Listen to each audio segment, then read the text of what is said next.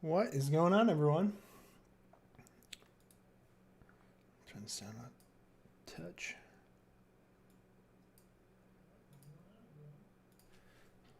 Mute that. Oops.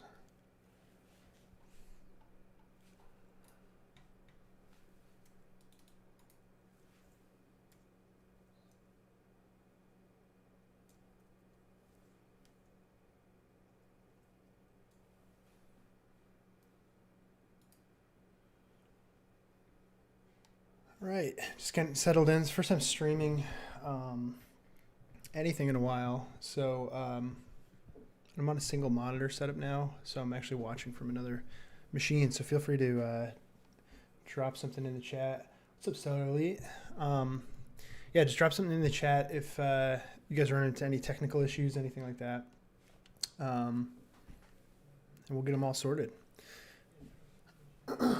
So I'm listening to Pilot Priest Radio right now on Spotify. If anyone wants to listen along, leave that up for a sec while we just kind of get situated. Just gonna grab something else. What do we got over here? All right.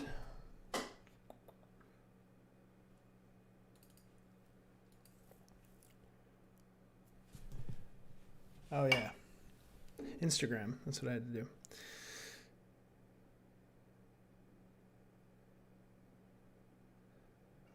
Just throw a quick Bruce Buffer. We are live in there. Let's see. This. Let's put Photoshop up. All the behind the scenes stuff. Yeah, this is great. It's a horrible picture. Discard.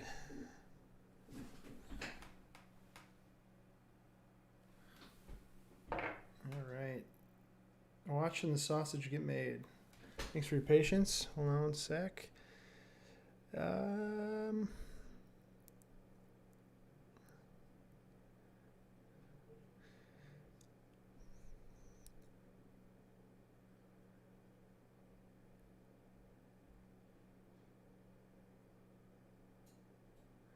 All right.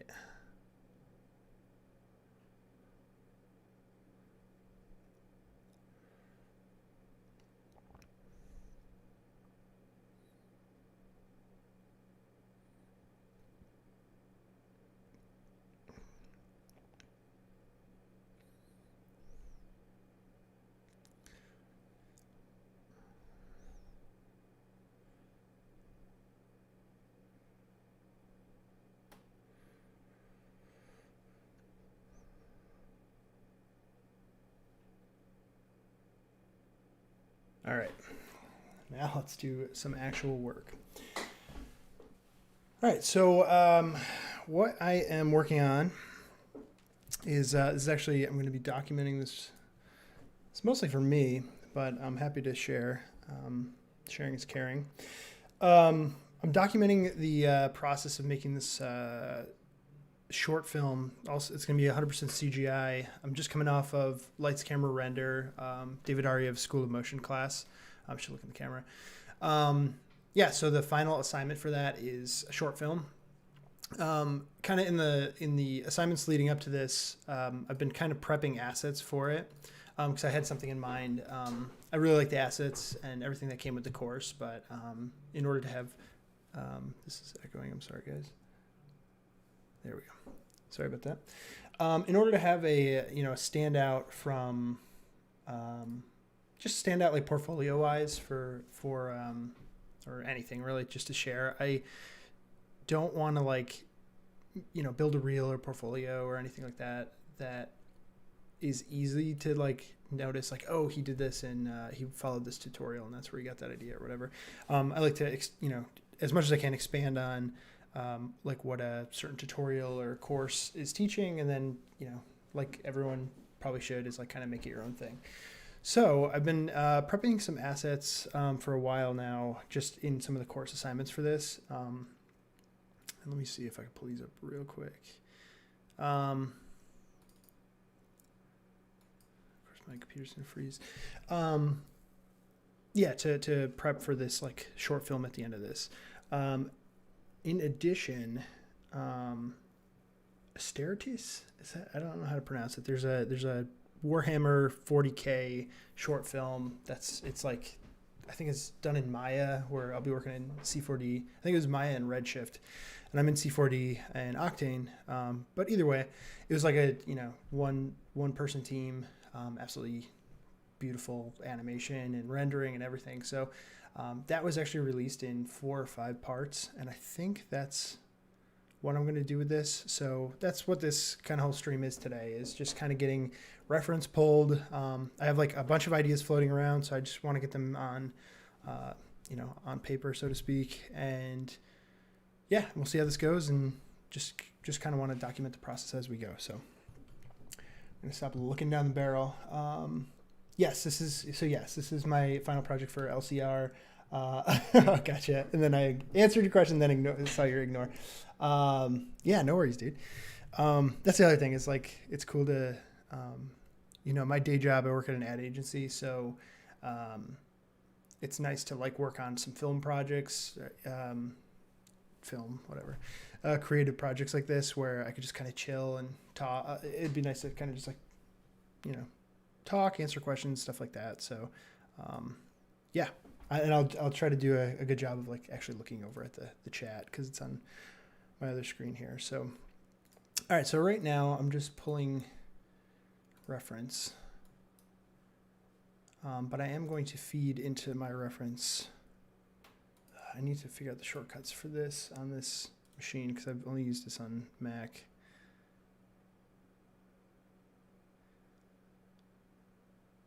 You can just drag it, right? All right, cool.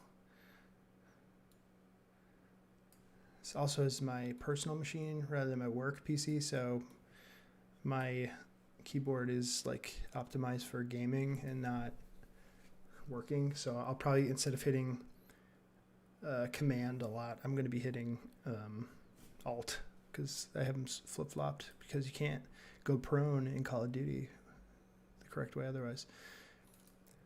All right, so lesson 4 I think is where I really, yeah.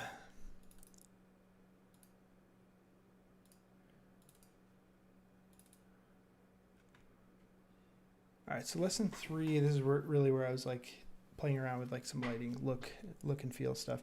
So this short film is it's basically inspired by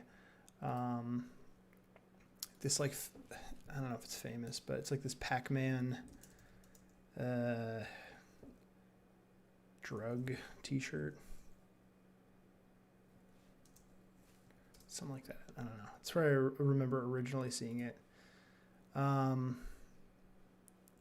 It was like on it's like back in college. I forgot what the t-shirt website was called. Like Awesome Tees or something like that. This guy's got an awesome tee. Let's do Pac-Man drug art. This is right here. The dark side of Pac-Man. So this is basically the idea. So I'll actually pull this for my board here. And I'm using Pure Ref, which I learned about in the class, and it's awesome. You could just kind of like drag and drop your reference right to the desktop like that. Previs.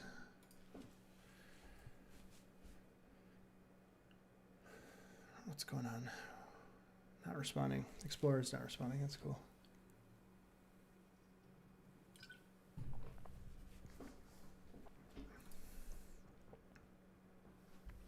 Anyway, so the idea is to do like I've had this idea for a while, to make like a short like sci-fi horror movie out of this concept, and I just don't think I had the skill set to execute it at the time, and I'm feeling like much more confident about it now. So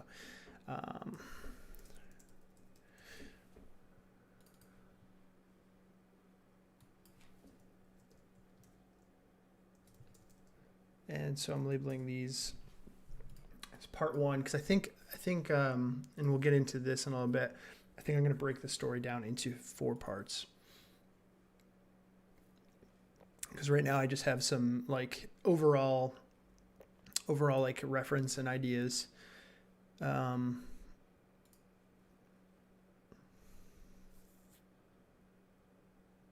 guys get to see what I want to do to my house. Baby room, what's that about? Here we go. This is like reference from a long time ago.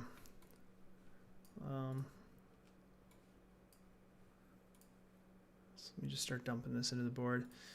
And I really like this. I don't know why. I don't know if it's like 2001 Space Odyssey. I really like this.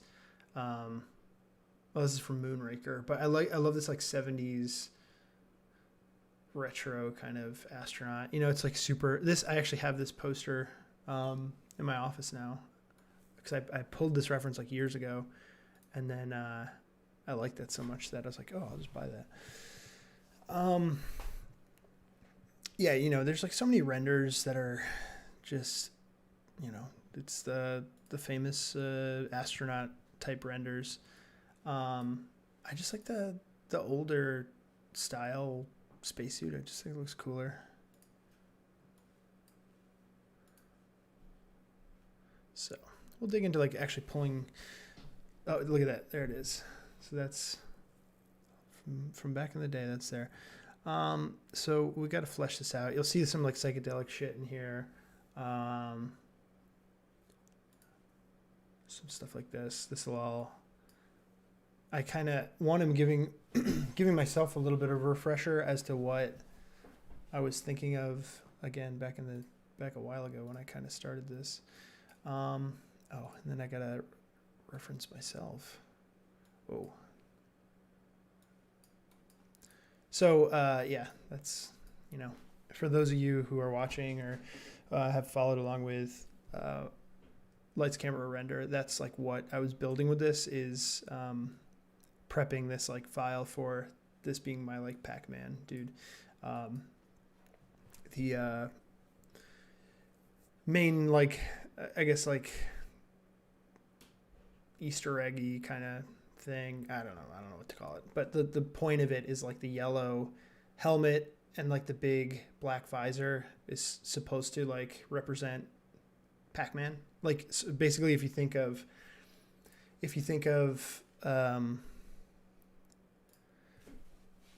Pac-Man with, you know, he's like this or whatever. If you think of him with that like enclosed line right there, I was like, oh yeah, that's, you know, probably not the first person to think of, you know, I'm definitely not the first person to like have this idea, but that was the idea. It's like, oh, it's an astronaut. Boom. So, all right, before we get into reference, let's get right into this. So, for those of you who are not aware of Seth Worley, I would definitely check out his work and resources. He works at Red Giant, but he does like a bunch of short films and stuff like that, and they're great. He's like his writing is excellent. His like sense of humor is really fun and stuff like that. But this guy, which I have right here, is the Story Clock notebook, and like the concept behind it is like you start with these, you could break down a story into a clock, and it helps you kind of balance out the story. Like Seth will explain it a lot better if you were to go to this website and check out all his sales material and stuff like that. So that's basically what this is, and that's where I'm just going to kind of start logging ideas right now, and we'll see where everything kind of takes us. So I'll check periodically for questions or anything like that, but I'm just going to kind of zone out at the moment. Again, I'm listening to Pilot Priest Radio on Spotify. The Quiet Earth just started, and it's like a perfect song for this. So I'm just going to kind of zone out, and let me know if you guys have any questions or anything like that.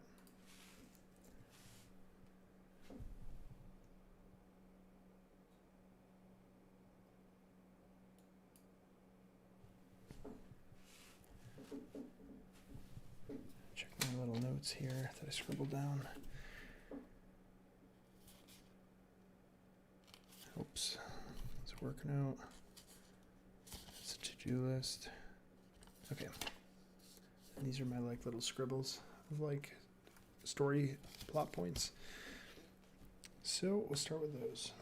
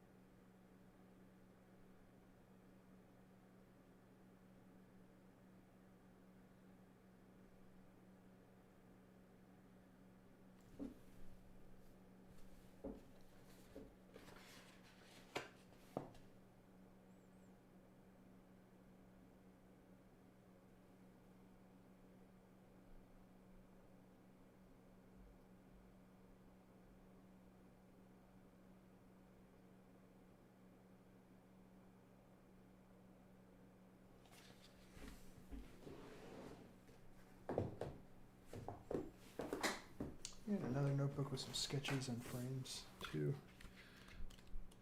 Look at this. What a good boy I am buying products from the same person. Yeah, so I actually have, sorry about that. I have some like sketches in here from like a while ago. Oh, thanks, Julio. Yeah, dude, those are some, I think CB2 bookshelves. They're nice because like I realized I kind of started collecting concept art books from like movies and like TV shows that I really like, video games, and they're really heavy. I had some like other shelves from like Target, and they were like cool or whatever, but they were too wobbly. So I got these, and they attach right to the wall. And I have these like baseboards for heating in here, so I needed something that could like attach to the wall, so they like worked perfectly.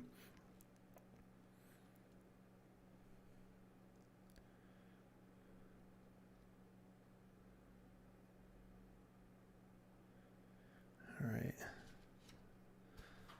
This is super simplified. I have 12 frames for this. I'm sorry, I keep banging the mic. I hit 12 frames for this before, so I'll have to expand on that. You can see I'm just kind of hitting like just very loose ideas right now as far as like this, you know, basically any common story beat of a chase scene, essentially.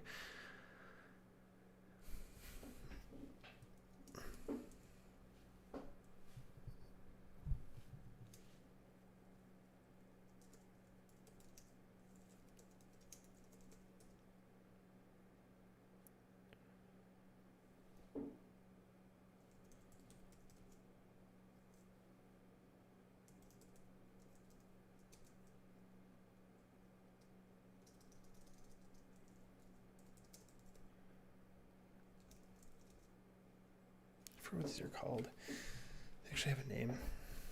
Powerball.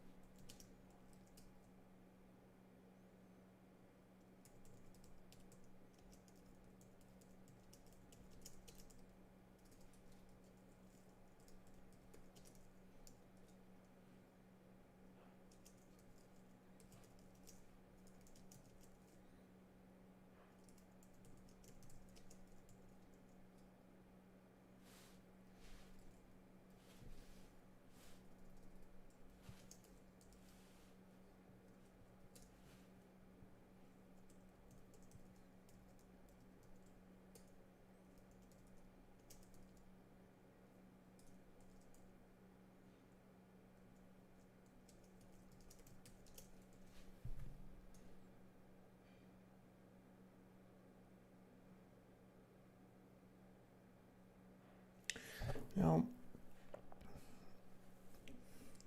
the idea is like for this to end with, basically we want the first shot of the whole thing to be the same as the last, to kind of play on the idea that this loops. But it's just not working with how this is going right now. I'm like editing it in my head right now. Basically though, he's getting chased. He starts with kind of like a mystery. He's getting chased. The threat gets bigger and bigger as like more ghosts appear. He's finally cornered, and this is like,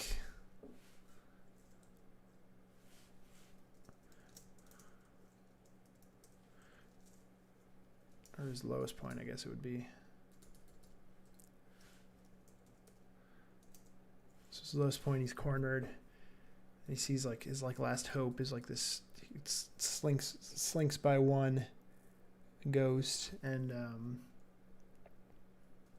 that's where he reaches like the huge room with like the man, what the heck are these things called? I just call them Powerball. And when he touches it, then he like turns and he gets like the power to like get the ghosts. He chases them all, like tags them or whatever. They shatter. Like the idea is everything is good. He's won because he defeated all the ghosts. But then they kind of like, you know, like their essence like drifts past him or something, and they go back into like the hockey box where they come back to life. And he's like, oh shit, they're back to life. You know, it's just like an endless cycle. So I'm thinking of like how he gets caught. Like, what is the story beat where they catch him basically, and then he dies, and then he gets, you know, dropped back into the respawn point.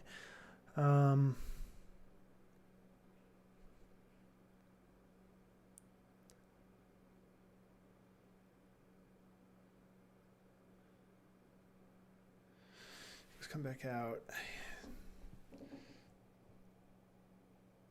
I think he's just like frozen stare. Goes get him. Yeah, because he could be next to the hockey box when it happens.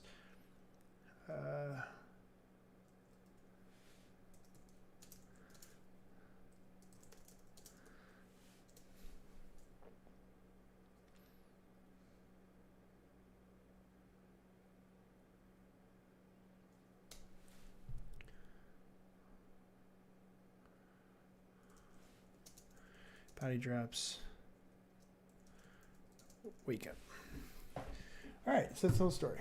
So that's the loose story beats. There's like a bunch of shots and stuff in there in my mind. So let's like kind of like break them down. So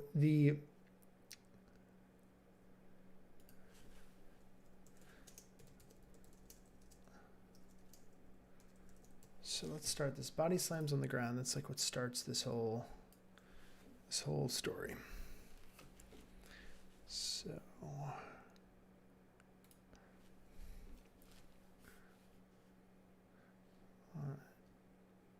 a little tick there, a little tick there. So these are our main like Act 1, Act 2, Act 3, resolution, I don't know, something like that. It's not really, I guess it doesn't like really break down into 3 acts per se, but it's been a while since I watched this Seth Worley video explaining it, but essentially what you could do is you could find, like, these are your main beats of the story. So if you look at, like, let's do this as a refresher too. If you look at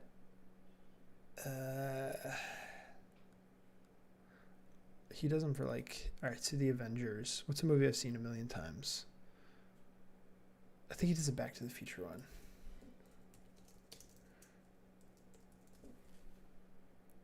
All right. So if you look at the beats of this story, you can see where it kind of like everything like balances itself back out. All right. So clock intro, plutonium setup. Marty blows out the speakers, late to school. So the big beats, let's go to the big beats. Doc shot, that's huge. Disappearing photo established, that's a huge plot element. George punches Biff is another huge one. So you can see how like these big moments in the story, like Marty travels to 1955, it's like coming right. If this is broken down in, I think the reason why he does it as a clock is if this is broken down into the quarters of the movie, it like should fall around the same part of the movie or something. Like I said, go to his blog, read all about it. It's a very useful tool.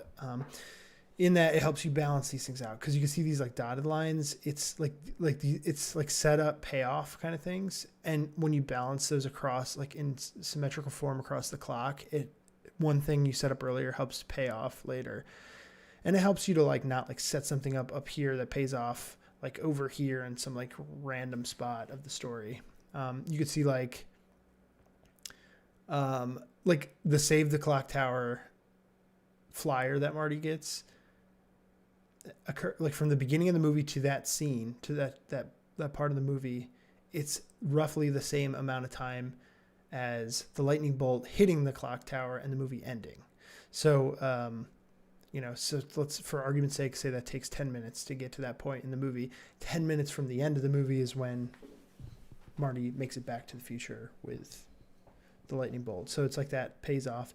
And then the other balance of that on the other side is figuring out that the lightning bolt is 1.21 gigawatts, like exactly what he needs to get back to the future. So these things are all kind of setting themselves up. So I'm kind of trying to loosely do that with my short here, so that we're not just like, basically I just don't want to have like cool shots to have cool shots, or like a chase scene that's not, is like too short or too long or something like that. So anyway, so I know I want, whoops.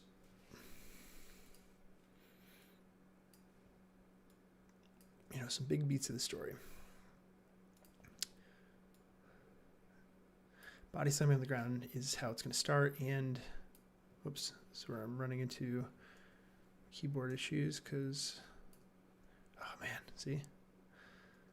There we go. So that beat is going to hit twice. You know, I want those to hit.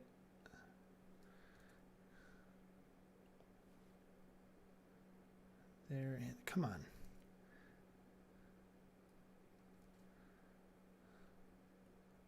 Watch Jeremy try to draw a little tick.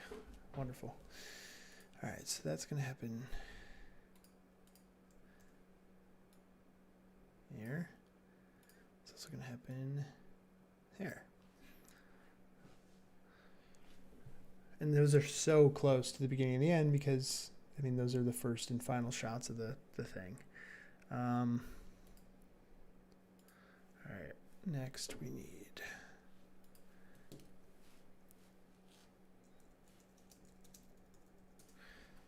This is just like a establishing shot.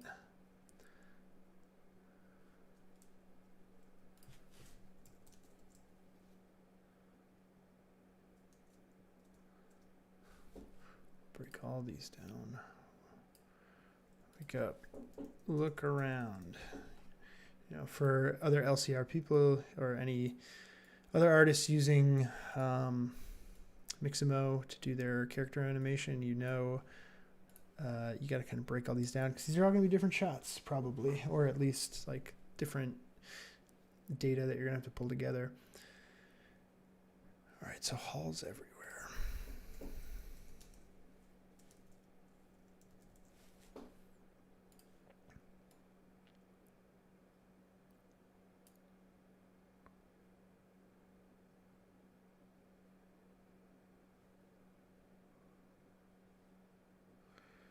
I just think this could all happen a lot sooner. And this is like where you could start to figure out like what is taking too long. There's body on the floor. Wake up, look around.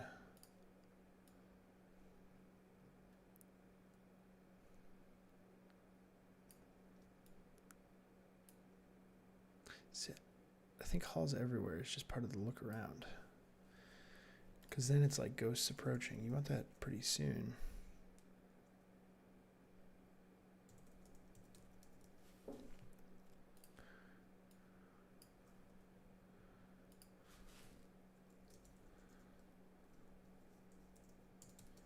He reacts to it.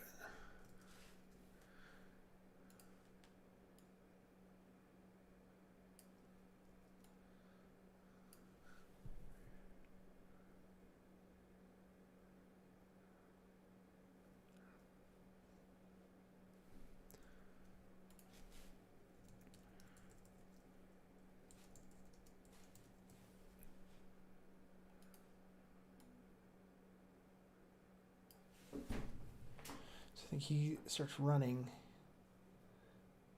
and then he's kind of like lost in the maze, and then, oh shit, another ghost kind of thing. So that's like we're second ghost. Well, so you know, that kind of works. So you could see like, all right, I'm getting to that first big beat of the story is the chase. You know, boom, chase.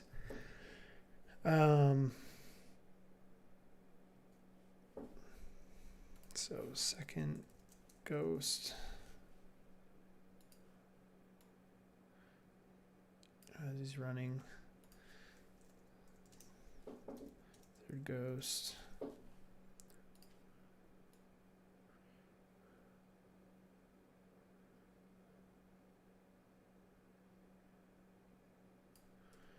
And then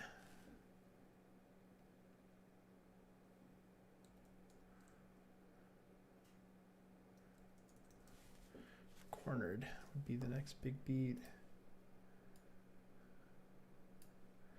I think the one after that would be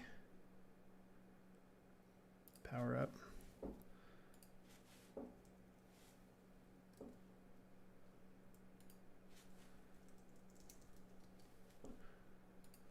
That's a beat there. And then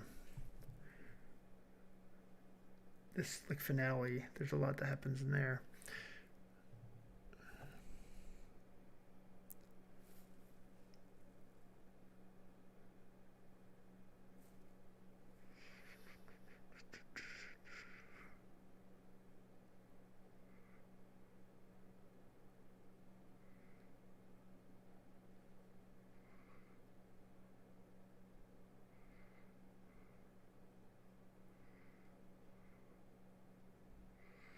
Where's cornered? Does cornered go here? And the beat is, it's got to go from cornered, one exit, reaches from the power. I mean, that happens pretty quick. I think this. All right, so let's just flesh this out. So let's. Ghost get him is the second to last shot, basically. So it's way up here. About where body on the floor is. On the other side. Power down.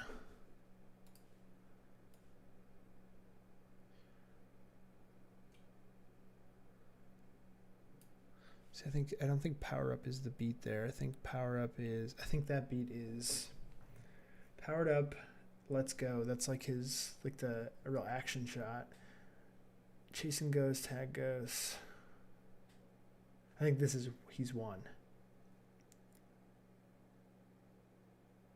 Because, yeah, I think that's, he's won. Because I think power up has to be like here. Let's grab this. Put this up here.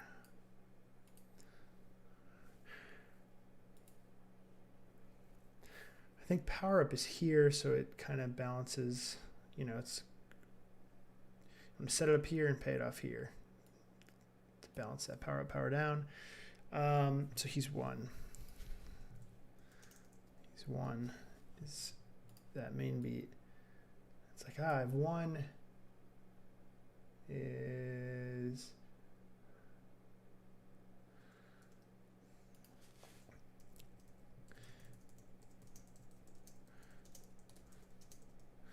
essence flows to pass it into the hockey box.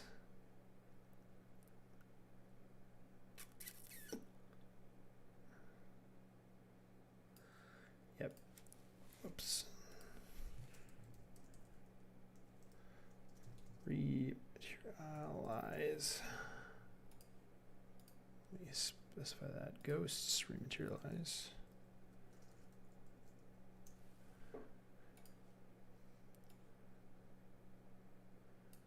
And he powers down.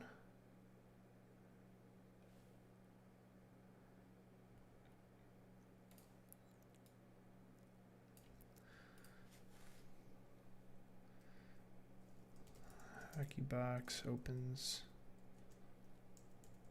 back up.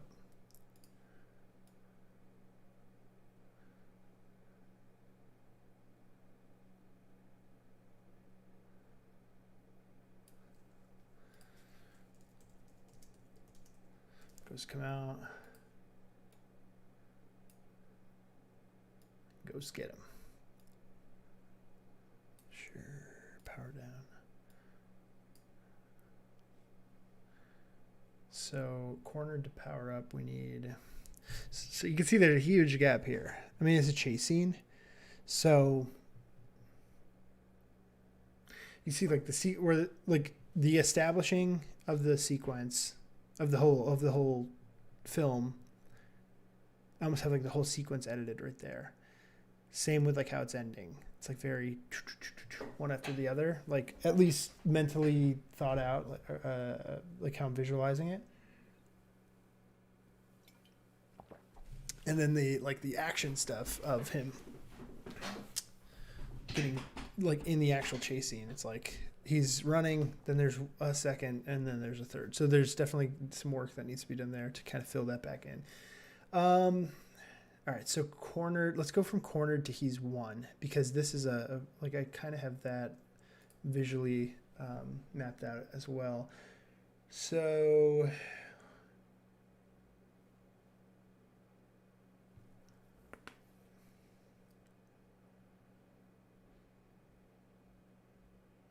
yeah, because I go from lowest point cornered to one exit toward the bright light, reaches huge room. All right, so cornered. Then we see one exit past first ghost. We'll kind of establish him as the main bad guy. See there, like light at the end of the tunnel. See, now, like, in doing this, I'm like, oh, okay. Like, so if we go past the first ghost, he'll be the ghost that I establish up here. So how can I kind of, like, balance, like, go across the clock and kind of balance that out. What's up, Blakely? So the, like, ballpark, it's, like, it's a way to like balance out. It's like a technique from this like filmmaker I follow, where he like, if you look at like well written movies and stuff like that, Back to the Future, I know you've never seen, the major beats of the story fit around this clock. It's called the story clock. It fits around the clock in a way where different parts of the story are set up and pay off, and in general main story beats hit the same spot or similar spots. So what I'm doing right now is I have like a bunch of like shots in mind about what I want to do. I know the overall story. It's like, you know, it's a gritty sci-fi retelling of Pac-Man. He spawns. He is just kind of like trapped in this like this mysterious like abandoned spaceship, essentially, and starts getting chased by these monsters who almost catch him, and then his like the only thing that's going to save him is he sees like this, you know, glowing light at the end of the tunnel, and when he gets there it's like a room with like a giant ball, and that like is representative of the things that let you eat the ghosts. And when he touches it, he has like a trippy, like I think I wrote Far Cry 4 trip in the reference to this like a year or so ago. It might have been Far Cry 5 though. Either way, he has like he has a trip, and he like powers up, and then the tables turn on the ghost, and he gets the ghost, and he wins, and everything's good. But then the ghosts go back into the hockey box, and then they come back out, and they're ready to eat him again, and then they get him. So what I'm doing right now is balancing out the story of like where. So what I've like written are like the ideas I have for like the major like beats of like or shots that I like so far, and then I'm laying those on the clock based on like the start and end of the short is at 12 o'clock. 3 o'clock is like we're past the initial act. We're past like the establishment of what is going to happen, what the rules are, and now we're into the action. Low point is down here. His like victory, and then into the resolution right here. So basically what I have right now is the beginning of this and the end of it pretty tight as far as like sequentially what's going to happen. And right now where there's this huge gap, it's like, okay, yes, after the first quarter of this video is done, we know we should be hitting the chase scene at that point, pacing wise, but I have to go from a chasing there to from a quarter of it to halfway through it. He has to go from a chase starting to being cornered, at least as far as this clock exists right now. So that's what I'm kind of doing right now, is just shifting things around to get these beats onto the clock and see how those kind of balance out. And then I can maybe if he's powering up here and I need like a gap filled here, I might say like, okay, what can clue in the audience to the power up being the thing he needs? So that might just be like a cutaway shot to the room with the orb in it, and it's just like humming or something, and like the audience doesn't know what it is, and maybe he like runs by. See, it's like that. It helps the ideas like come out. So maybe he's like running down the hall and he like catches a glimpse like through, windows or something, and he could see that there is something like down, like far from where he is now, but it like then like that could be the establishment for seize the orb. Boom. Powerball. So somehow he's going to have to find, like he's going to have to discover, and that's why this tool is very useful, is because, okay, now we know he's in trouble right here. Like trouble has begun, and we know he's going to get to a point where we're playing tag. So if he gets touched, he dies. So trouble is starting here, and we know it's only going to get worse. But at some point during that, between those 2 points, we have to introduce a way for him to escape the trouble, because we know that eventually he will escape the trouble. So now if you look at, whoops, oh God.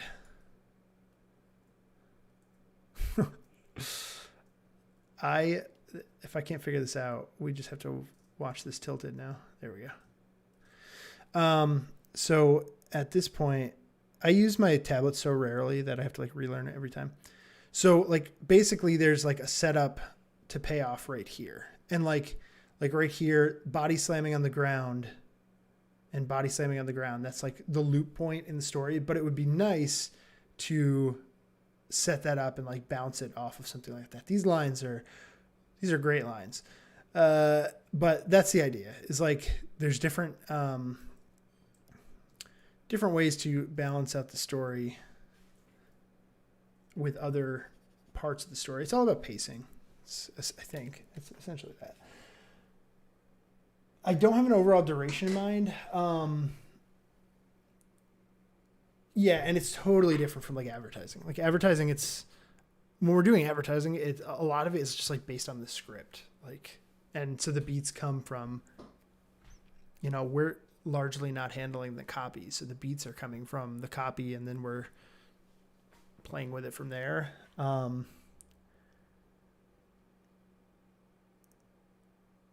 So right now I'm just, Chris's question for future reference. Or do you just get it all together and edit it down as needed in a later process? This is like the idea today, and what I'm going through today is I've been thinking about this project for over a year. I'm just finishing this course where I feel like I have the skill set to finally execute it. But I want it to be really good. So I'm just like trying to, this whole session is just like a planning session. So one, it's to get the structure of the story out, because it's not going to be scripted. And it's going to be kind of constructed shot by shot. This will help to I feel like the overall length of this is probably 8 minutes. It's like 2 minutes a quarter. Because it's, the intention is to be like moody and establishing and exciting. So there's got to be that like balance between like long drawn out, like establishing shots and then action and stuff like that. And if you look at, I'm going to definitely butcher the name of this, but this is a great I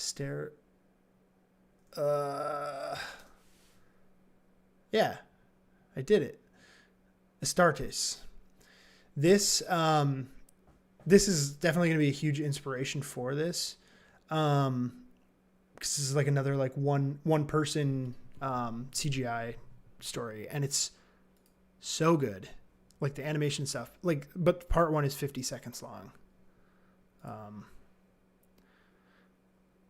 And you could see, I don't know if you're getting audio on this, so I'm going to assume you're not. but you see it's like nice, like long, not terribly long, but there's like long shots establishing the story of these like soldiers. Chris, you should watch this. It's like 10 minutes long. It's so good. Like I don't even know like Warhammer or anything like that. I want to now because of this, but this was the first part of this, and it's just establishing them launching their ship to like, that's it. That was the whole part one. So this one is like a lot of establishing stuff. And then part two is like breaching the ship. Part three is where like the action really starts. And that's still 2 minutes. And that's like, this one is like establishes what they're breaching the ship to get. I won't spoil this stuff, but like, then like it's into the action and stuff like that. And there's a great balance to the whole thing. And it's done. What I like about it is it lets you like release these in parts. So I could say like, okay, here's like the first 2 minutes. So the idea is like right before the chase, like right as chase starts, like if I end the first part at chase starts, like you could end it on essentially a cliffhanger that would, in essence, hopefully inspire people to like watch the next part. And then that one, it's like he's cornered, another cliffhanger. Part three is he's won is like that third beat, I think, right now. And then it ends when it like at the actual end of the story. And the design of the story is that because Pac-Man is a never-ending game, it just starts over again. So that's the idea of it. So the clock actually works in that sense, in that way too. Oh, cool! I got a lot of chatting, so let me respond. Yeah, dude. Yeah, you guys should definitely check it out. Matt, I don't know if you've seen it. It's so good. And yeah. I'm showing Chris the Back to the Future. For some of my friends are in this chat here. I think I've got some classmates in here as well. Our friend Chris has never seen Back to the Future, so we should all shame him on the internet. Yeah, dude, Stellar, you should check it out. I had heard of it, and I was like, oh, that's cool that a guy did that. And then David shared it in the course, and it's 8 minutes to watch the whole thing. It's amazing. I went through like part 4.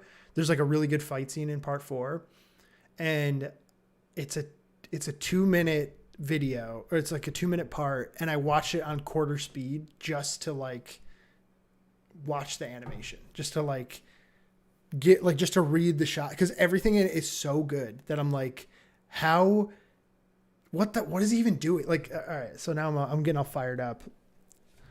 Spoilers for this, if you guys watch this. I still don't know what to call it. Astartes.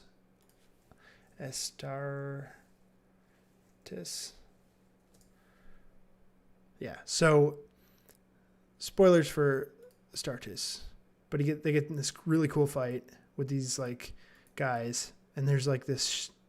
I won't completely spoil things, but like this shot right here is an excellent example of how good this fucking thing is.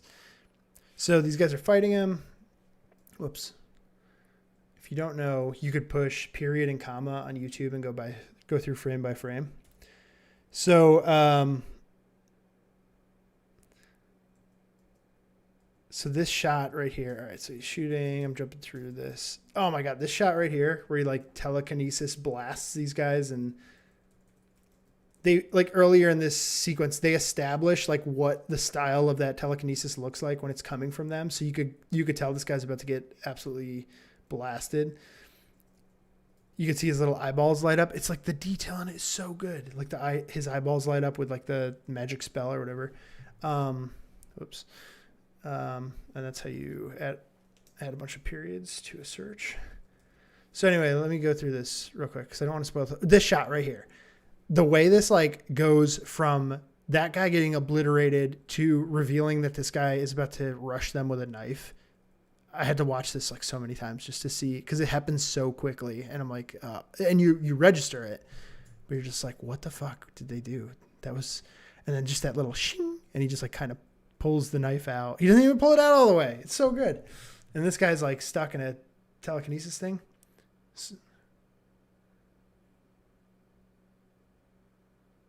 That's it. That's the whole shot. It's just so good. Anyway, the whole thing's like that. I don't want to spoil it. You should definitely watch it though.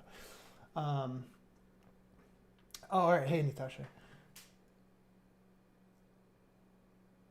Yeah. Well, the other reason for the multi-part series that works is like, if it works as like an audience building thing, you know, there's like a business marketing side of it too. It's like, I've got a bunch of ideas for for, you know, like short films and stuff like that. But I was like, you know, I should do some like, this last summer before the class started, I worked on title sequence for Spawn, for a movie that is supposed to be remade and stuff like that. And there are some shots in it that I really like, but I haven't finished or released it because there's just like a lot of it that I don't like. So that will be another one that I like go back around to. But anyway, the point is like, I was like, oh, I'll do something. Like I had this idea for like this conceptual show about like PTSD and stuff like that. And then I was like, oh, I can make the title sequence for that, which is what I want to like get more work doing. So in doing that, I also have to kind of establish what the show is because it just doesn't exist.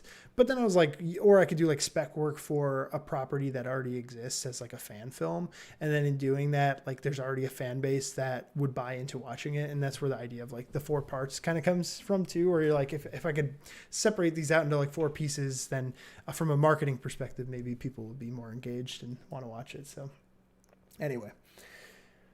And yes, it keeps you accountable. So that's a great point. So anyway, let me get back to this clock and kind of polish this out a little bit more. All right. So, but Chris, thank you for asking that question, because in explaining that helped me figure out what goes in that little gap there, or what goes near that gap. So I'm going to work on cornered 2. He's 1 still. So, all right. So he's cornered. I lost in this list here. Right here. 1 exit past the first ghost, slide towards the end of the tunnel. All right, reaches huge room. Can you see now that I've like also showed you guys Asteritis or whatever? I'm not going to pronounce it right. Let me just look at what it said, because if I read it, I'll be able to pronounce it. Astartes. It still sounds weird to me. Anyway, you could see where there's going to be influence and reference I pull from this project, as like this shot right here, giant orb, big wide shot. So overhead shot of tired, crumpled body on the floor. Guess where I got that idea from? That's all you gotta do. You just gotta steal other people's work. Because look, there's a crumpled body on the floor. I won't tell you whose body is on the floor in case you want to watch this. But anyway, all right, reaches huge room. This text is too small to read.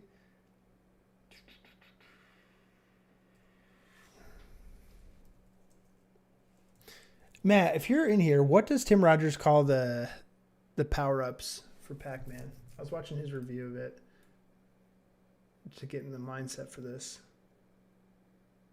If you know, let me know.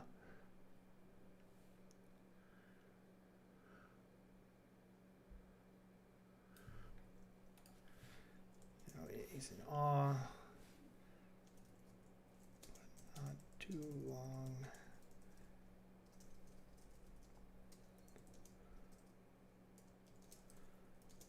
And then here's like a nice little way to like, almost give yourself acting direction. It's like he reaches a huge room with the Powerball and he's like, approaching it. He's in awe, but you still like not too long though they're coming. Like there's still that sense of urgency because the ghosts are behind him. Because I think then Power Up isn't there. I think Power Up is, scooch that there because I think he needs to.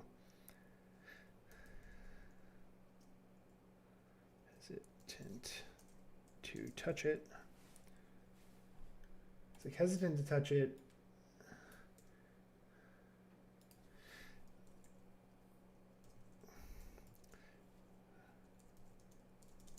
then the ghost center, then he has to touch it.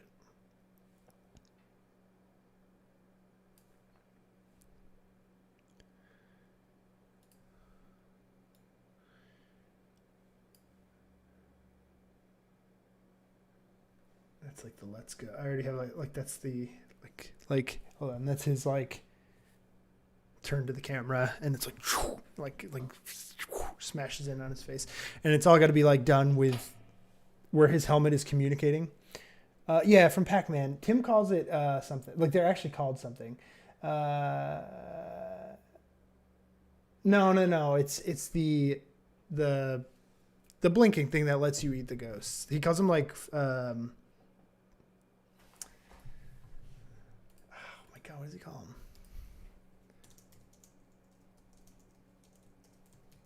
Thrusters or something like that.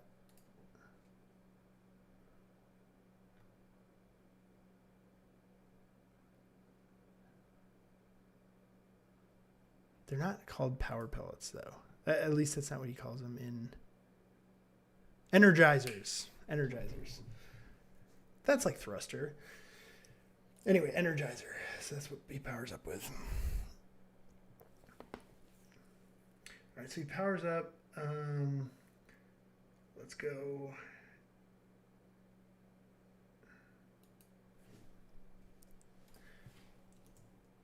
Chase ghosts.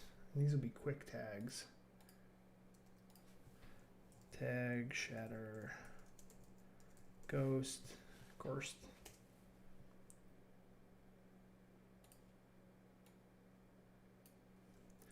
And then I think he shatters first, final ghost outside of hockey box door. So here's a little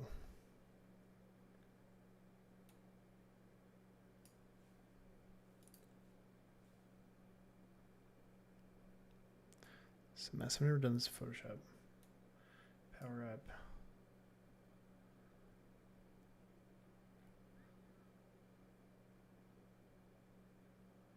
Oh my God, this is a nightmare. This might not be the best way to do this. Where's chase ghosts? Chase ghosts. Tag shatter ghosts. Shatters. He's one. Then the essence floats past the hockey box. The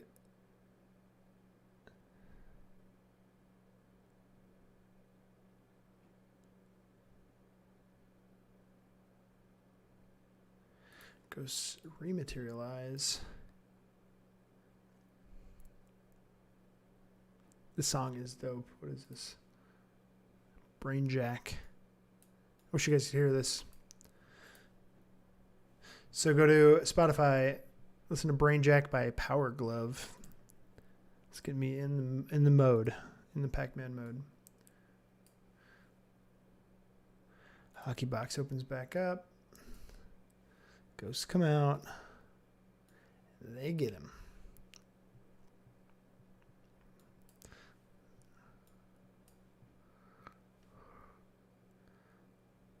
All right, so clear. So the other thing that's nice about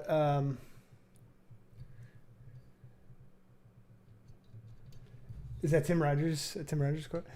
The other thing that's nice about this is it kind of helps give you a feel for the like the energy of the edit too. So it's like this is all the establishing stuff. Presumably here this will get really tight and compressed like this, but this is like where, you know, this is like the meat of the action. And then this, so things slow down, build up, get really frenetic, and then slow back down again. So there's some variation and contrast in the edit that would, you know, keep people interested. Chris, I'll listen to the rest of Power Glove. This is really sick. Also, Chris, I don't think you're aware, but I'm probably going to ask you to help me with the score for this thing. Well, you're aware now. I don't think you're aware that you had. Oh, they did the Far Cry 3 Blood Dragon. That makes sense. So Brainjack, the song is sick. Let me just listen to playback. All right, so let's fill out this chase scene. So what can I mean, this is essentially all I have for the chase scene. So what can I set up or what can I say with words? Let's start with that. Okay, so what can I set up that pays off over here, basically? So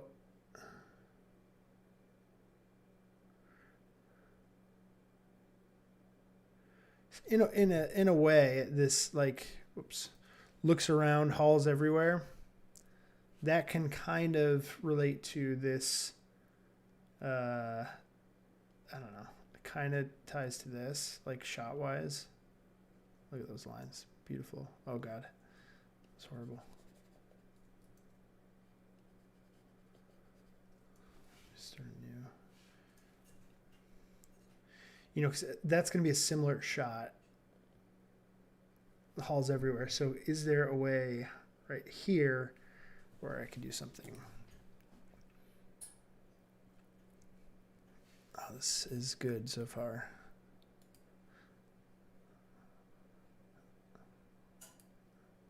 This is another like tip, I guess, is listen to the music that is the mode of like what you're going for. This is not going to be like, you know, retro wave exciting music like this, but actually it could be for like the when he's winning. I don't know, but it's getting me in the funk. Chris, I feel like they shouldn't sell the Blood Dragon soundtrack on vinyl. They should only sell it on like cassette tape. Dude, so I already have. So the idea for the soundtrack for this is like, all right. So I gotta pause this so I think it's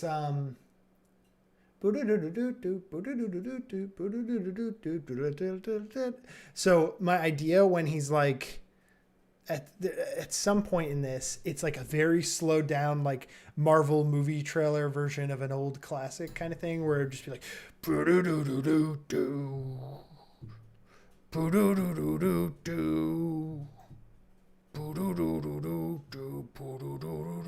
like, you know, something like that where it's just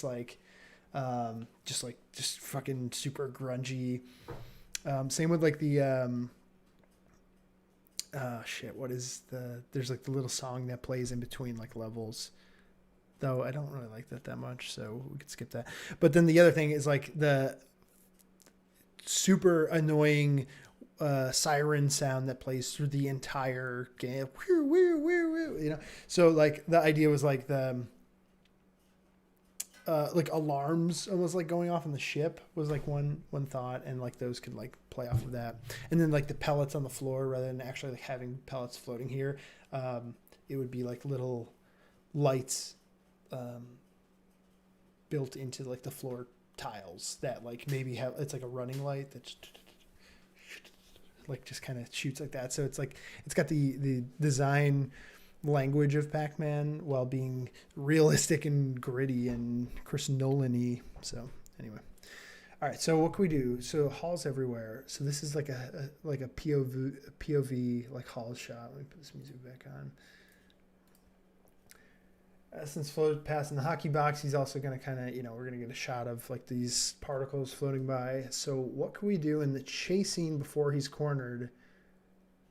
It's to reveal that he's cornered. POV of ghosts in every exit. So the idea, and that brings back to mind the shot I had in mind at one point with this, which is this, is that he's got like a, you know, say he's like here. Look at this. I'm really good at drawing straight lines, just not curved lines. So there's a ghost here. There's a ghost here. There's a ghost here. And here's Pac-Man.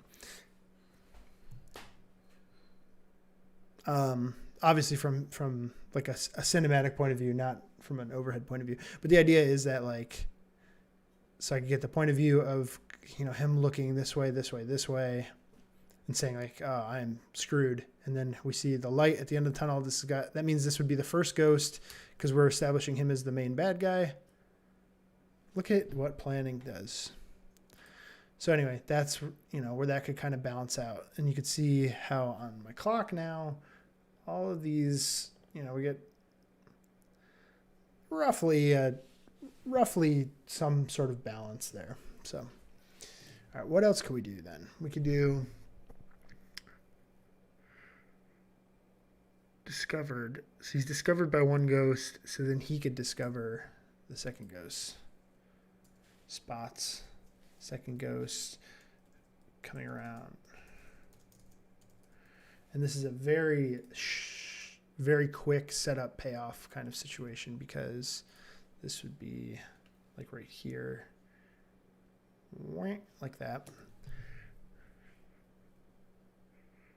So then the third ghost could be, there's something over here we could balance it with. Maybe he reaches like a, all right, so ghosts enter the room. I'm looking at this line right here. God damn, this is bothering me. So ghosts enter the room. That's when he's in the room with the Energizer. He's in the room with the Energizer there. And he's like kind of like about to touch it. And then he kind of looks back and the ghosts like kind of like come into the room. So we could do something similar with the third ghost. Where maybe he like runs into like the cafeteria. He runs into the cafeteria and the ghost is already in there and like turns to him or something. Let's do that. Third ghost.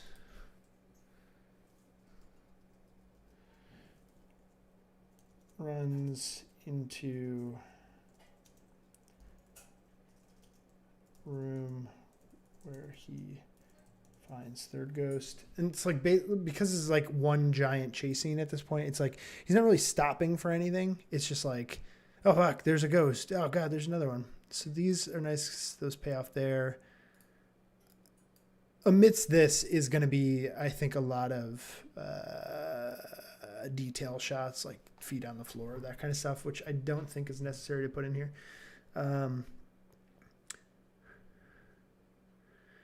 right, so he sees the orb Powerball. Let's change that to what it's called, which is Energizer. It's a cool word. All right, so he sees the Energizer, which is reaches the huge room with the Energizer. So I guess it's like he sees it and then he like goes to, you know, makes a run toward that direction and gets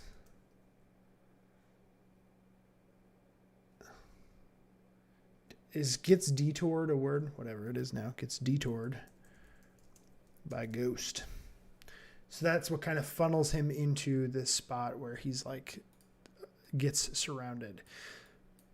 So then if we look at that from, all right, I think this is looking pretty good. I think this is looking pretty good. So what did I shut off? I think it's frozen. That's because it's saving. All right, well, that's saving and freezing. Okay. So if we look at our clock now, come on.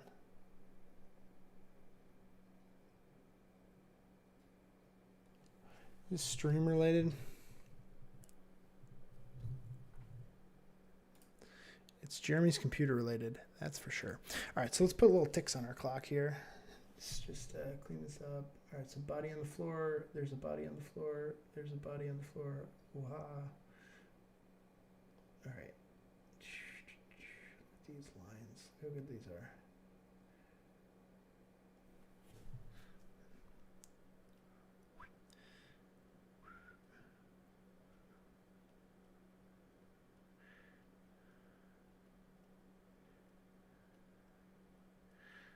All right.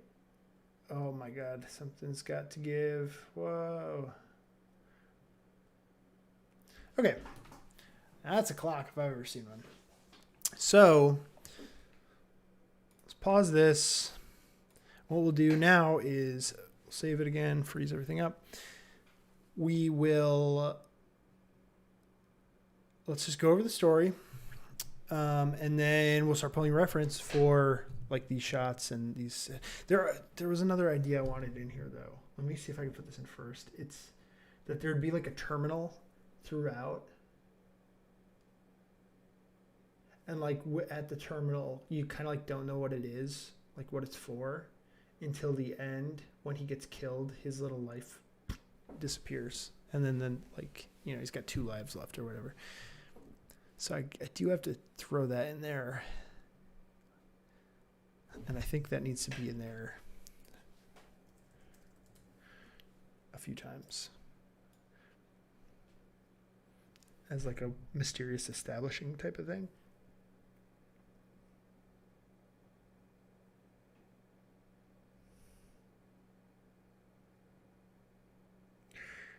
You know what it is? It's right here. I just figured it out. I know where it is in the first one, the first part. It's that. My layers are a mess though. So wake up. Look around you.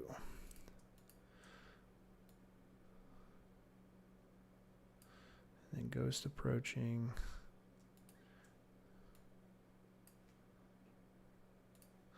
Discovered. Terminal. It's right here. It's just like an establishing shot of this terminal that kind of, it's like he wakes up and he's like, remembers the terminal. So, oh my God, wake up.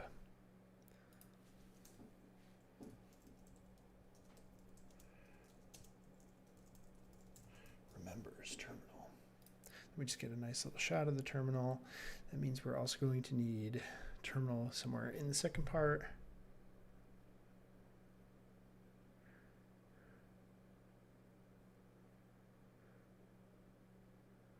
I think it's just like a weird shot that keeps coming back. It's like this ominous, like what the hell is that thing?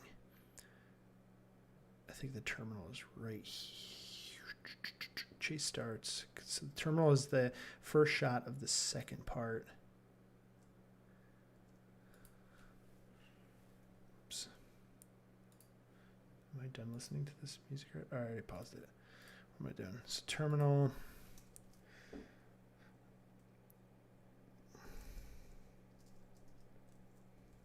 Pushing closer.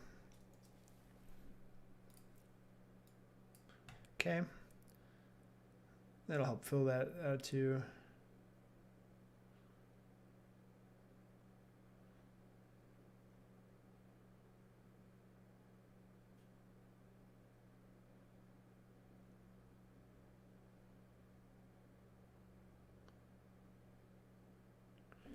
How do I do this for he's cornered. So he ends this on cornered, and he has to start. I don't want to start with the terminal again. I don't know, maybe. But basically it starts in that like Mexican standoff shot.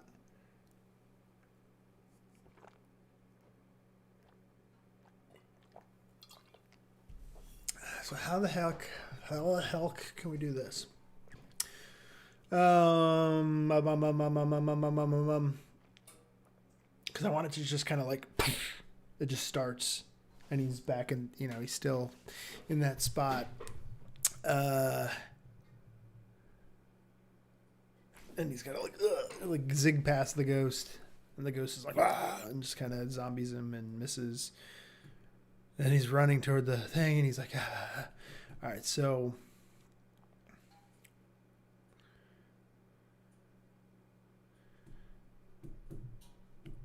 where do we show the terminal? Or do we just not?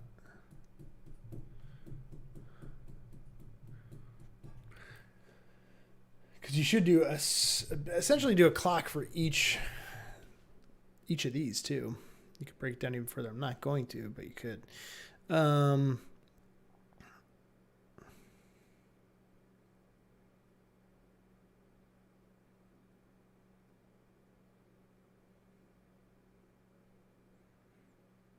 Or do we end it? That's the final shot.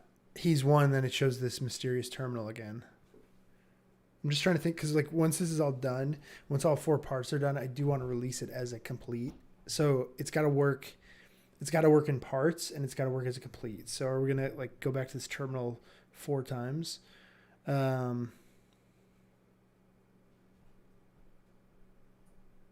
didn't know they did this song too. Firebird. Damn, it's a good song. This is a really good song. All right, he's won. Because that could be like the cliffhanger-ish part of the third, is that he's won, but what is this terminal still? What's the deal with it? I guess that's what it is. It's that he's won, but terminal. Terminal again.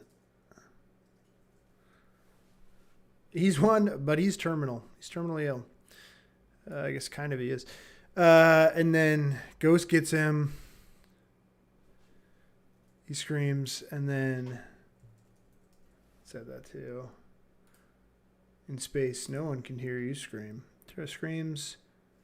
Terminal. Control life. Terminal reveal. Pac-Man life. Used, I guess. That works. All right, let's go with Goes Get Him. We know he's going to scream. Well, actually, we just put this on this. All right, where's Goes Get Him? Oh my God, this is a mess.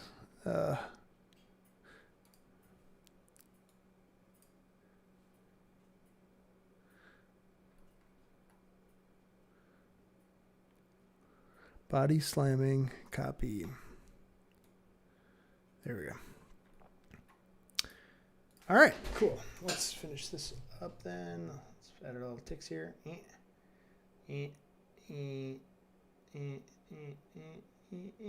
Beautiful. Let's give terminal. There we go. Wow, what a clock. What a clock, folks. All right, so part 1 of the previs is done. Excuse me. So did any of that make sense? Was that useful? If anyone has any questions, let me know. In between stages, I think things will get a little more interesting right now because we're going to start pulling a reference. And that's the fun part because you could grab whatever you want. It's also fun because I don't have to use my tablet anymore. Just want to make sure my camera's still on because I just heard my little USB ding.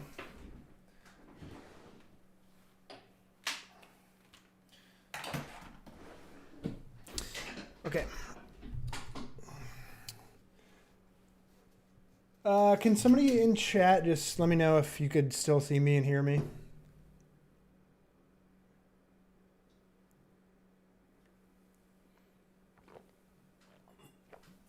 All right, let's go over the clock, Natasha, because let's kind of recap where the story is right now. So the clock is, I think, an invention by Seth Worley. So he's got this thing here called the Story Clock Notebook. If you go to plotdevices.co, I'm not getting paid for this, but he will be if you go there. It's this system of this is just like a nice little like tool for it. You can see I just did it here with a circle and some typing.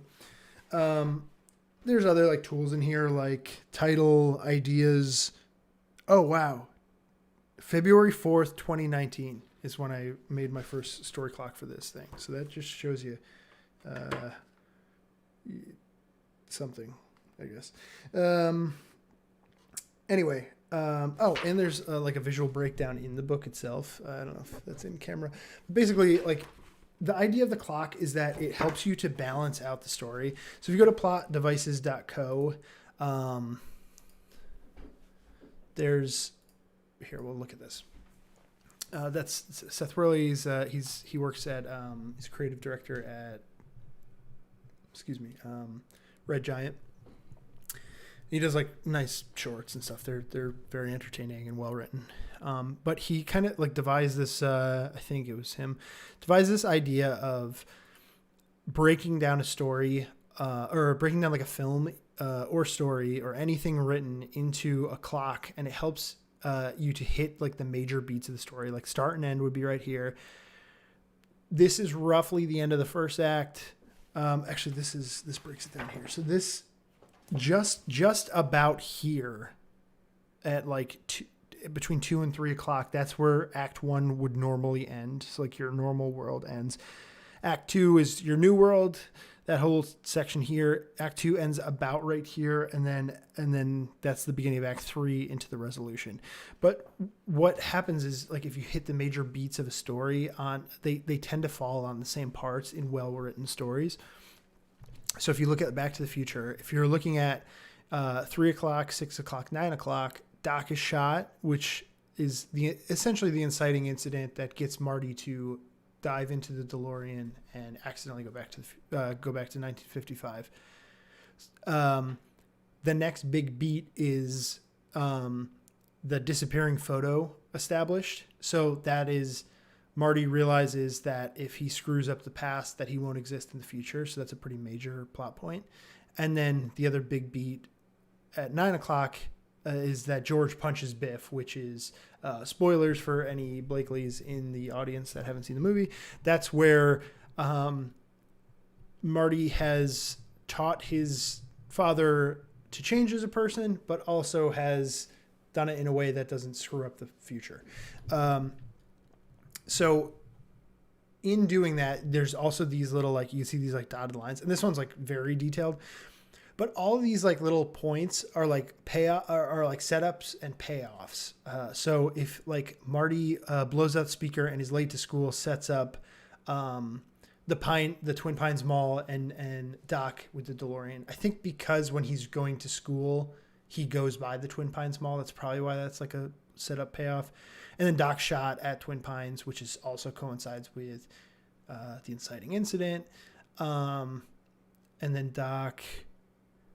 Marty then finding Doc again. That's like a big like emotional moment of the story where Doc's not dead kind of thing. And he could think, oh, maybe I could change the future kind of thing and save Doc. Doc watching tape and scale model. I don't know. I didn't make this one. So anyway, the idea is that like if you were to plot out a story around the clock where, timing out those beats, one in a traditional 90-minute feature length film, I think it kind of helps with pacing so that it's like you want the end of your first act to happen roughly 20 to 30 minutes into the movie, probably like 20, so that you have more of the second act is like the real beef of the story where all the problems occur and stuff like that before the resolution. So the idea is like if you could spell out your story around that clock, then you could find, like in this case, where there are just gaps in the story where I was like, okay, I have all this, the idea for all the like establishing stuff. And I have ideas for like where he hits the Energizer and then how the story is going to end. But this whole section here, I was just like, it's a chase scene. So because I'm not actually writing a script, and using this, and I'm using this as like an overall guideline for how the pacing of the story will go. It really just gives you like a high level overview of the pacing. So, because what you don't want is to spend, if this is an 8-minute video, I don't want to spend 4 minutes of like an astronaut waking up and just looking around empty halls and then rush through like the chase scene in like 30 seconds. And like just the overall pacing of the whole thing just won't work. And also in doing that and looking for these like kind of like setup payoff things is that, so this was like a good case study because the look around halls everywhere, this actually kind of changed. Let's see if I could just grab this real quick in case I need to look at this for future reference. Well, I will, but I don't know what I'm doing. I meant to do it here. Let me just skirt that a little bit. No. Yeah. All right. So, draw that there. So basically I didn't have a spot right here. This was empty. So I had look around halls everywhere, and symmetrically across the clock was Essence floats past into the hockey box, which in that, like, I'm using like the terminology that I'll know. But essentially it's like Pac-Man has tagged everyone and they like disintegrate into dust in the air or whatever. So what I'm picturing for that is like when he does that, then it's just another shot of a hallway with particles in it or something like that. Visually similar to the shot earlier, looks around hallways everywhere, where he's just kind of like has woken up and he's kind of looking around. We'll have a similarly visual shot there where he's looking around and there's empty hallways. So in seeing a similarity in the planning at that point, I'm like, all right, if I draw a line here to here, what's a nice balanced symmetrical touch point in the pacing where we could do that? So it's like, all right, there's a line where this is cutting like across the clock. So like if we could balance that out here with like a nice triangle there, I also had a blank spot in the clock there. So I'm thinking, okay, what can I visually tie in to those two similarly styled shots of a point of view of Pac-Man looking through the hallways, probably a point of view of him watching the dust kind of float by.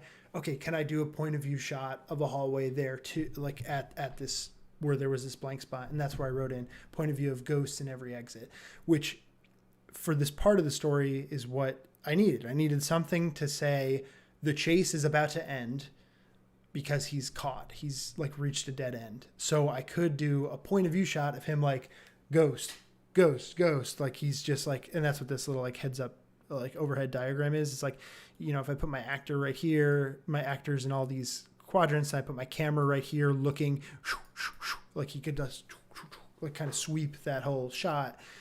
Visually, it kind of works. It kind of fits these other two narrative touch points in the story, and then it just helps to like overall balance it. So that's what the clock is. That's the idea of the clock,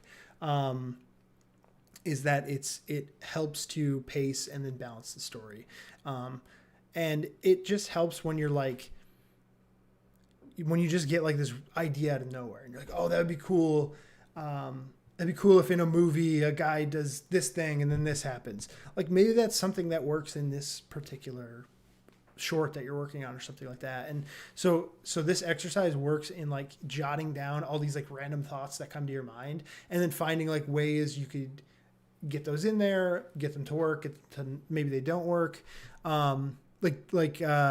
This was another one. Is right here.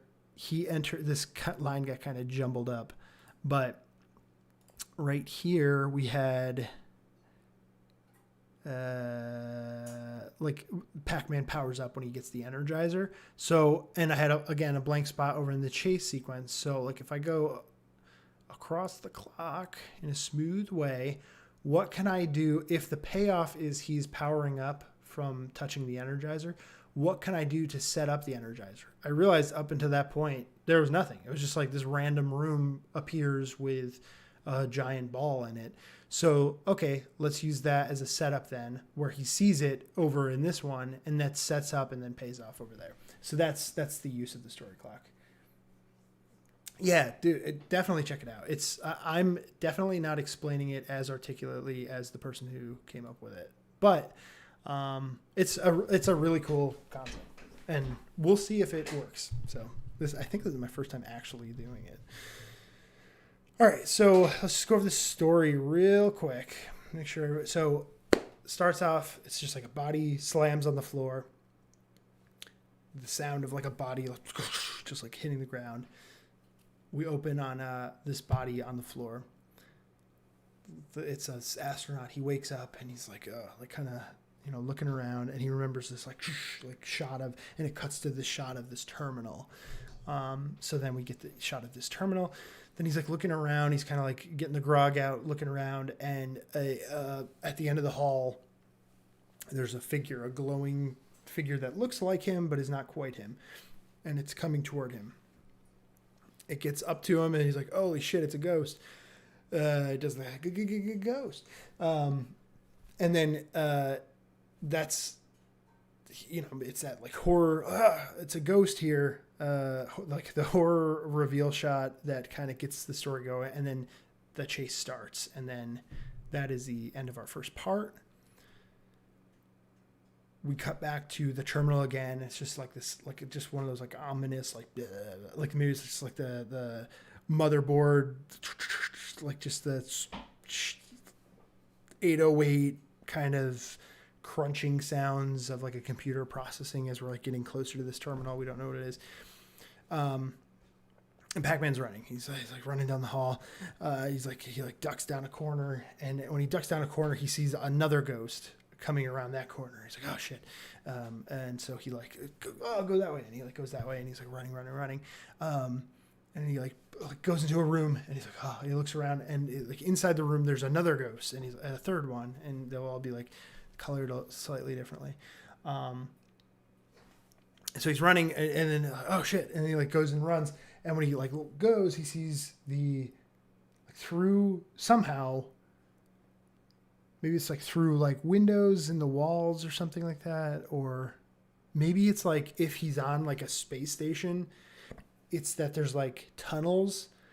Maybe he's in like a glass tunnel, and he could see across to the other part of the space station where there is something glowing. It's like an awesome light glowing, and he's like, "What the hell is that thing? I definitely have to go there." So he makes a run toward that direction. As he like leaves the room, oh shit, another ghost. So he it's like one of the, there's only 3. Are there 4 ghosts in Pac-Man? Oh man, I'll have to duplicate my model. There's 4 ghosts. So there's a 4th ghost. See, I'm glad we're doing this part by 4th ghost. So I guess, and then the ghosts corner him.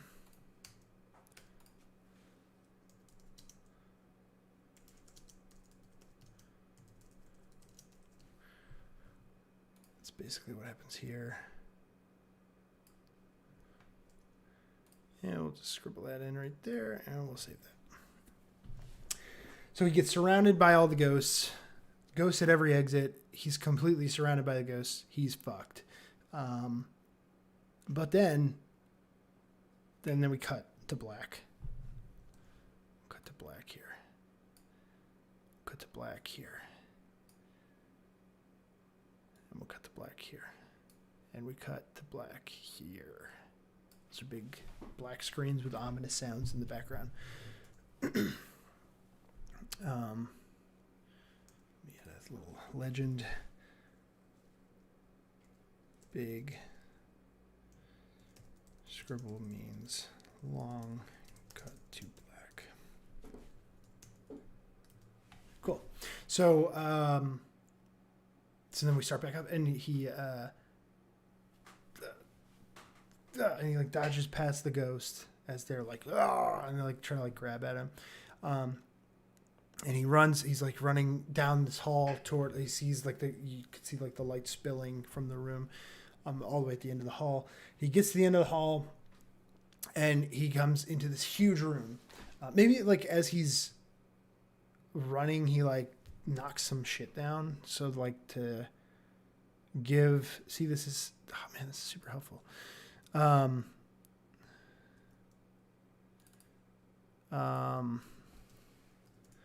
Knocks boxes into the path. So maybe it's just like, he just kind of dumps some shit in the way so these ghosts can't like immediately catch up with him, and that gives us some reason to believe that he's got a little bit of time once he reaches the room. So he reaches the room, huge power ball, which I'm going to change to Energizer.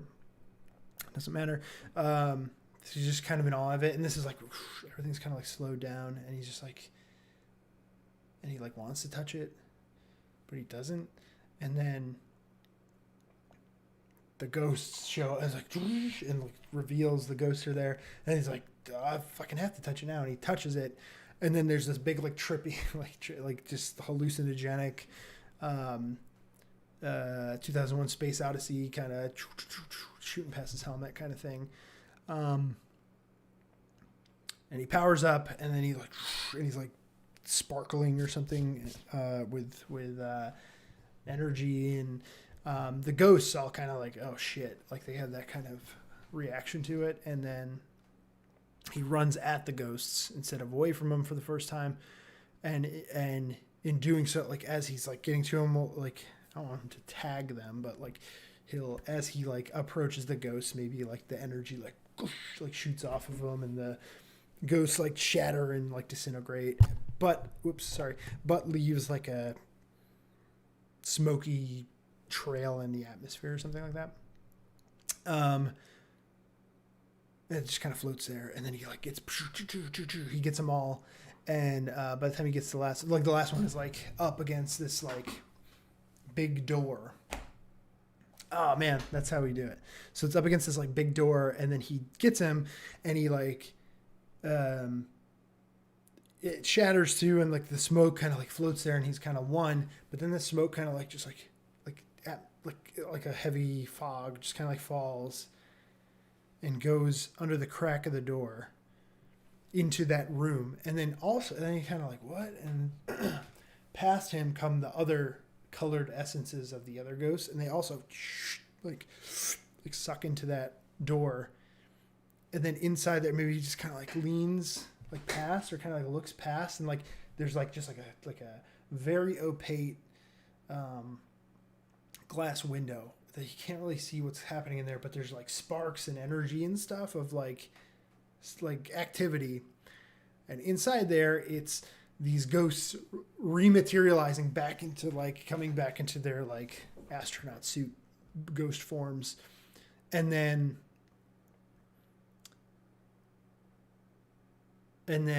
as that's happening, his like glow is going away. It's like he's like coming back to normal. His heart was like like during that whole segment, and it's like and it's like coming back down to normal. And then all of a sudden it's like, and maybe the door, like the mechanism on the door starts to like spin, and then it's like,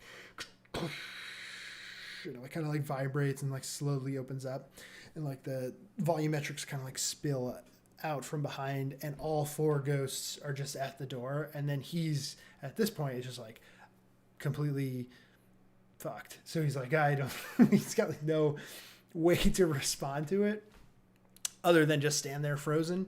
And then the ghosts come out, and then they get him, and then it's as he screams, it cuts to black, and we cut back to that terminal one more time. This time we finally see what's on the screen, and it's like a little close up, like a CRT style like close up of the screen, and it's just like a little icon. There's like three little yellow astronaut helmet icons that look kind of like Pac-Man, and then one just goes like beep, and just like disappears, and then we hear the same sound that it all started with, of the body like slamming on the floor, and then it goes to black, and then it roll credits. Boom. And then ship it to Hollywood. All right, so let's pull some reference. So the really fun part is pulling the damn reference. So let's, there are several things I wanted to do. All right, let's clear this. Let's clear this. Let's clear that. Oh, whoops. No, I didn't want to clear that. What is that? Shot deck. I gotta add a bookmark for shot deck.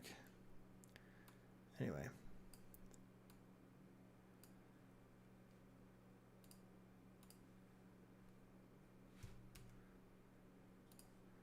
I don't know how this stupid thing works. Here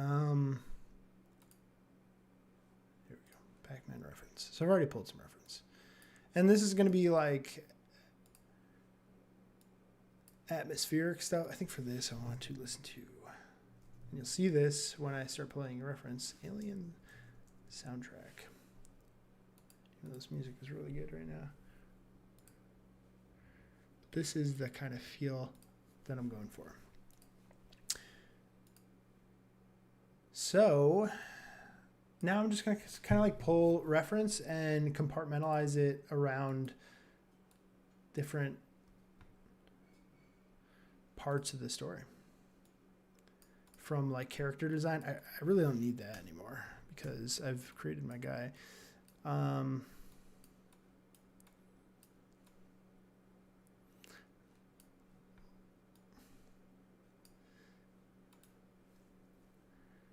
right.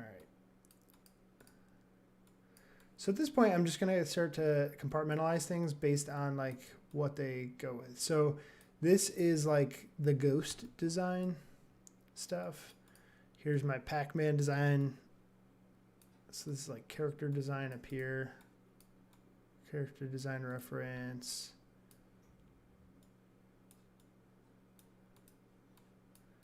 The ghosts are going to be these. Whoops. Oops. Oh, man. How do I... What is it? 2, 1? There we go. Nope. There we go. Gotta remember the controls on this. All right.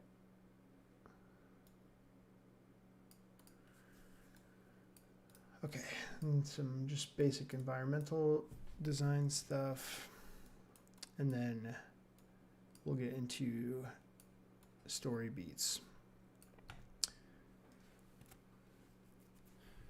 All right, so looking at our clock, let's look for, all right, so body slamming on the ground. I already know, I already have the reference for those.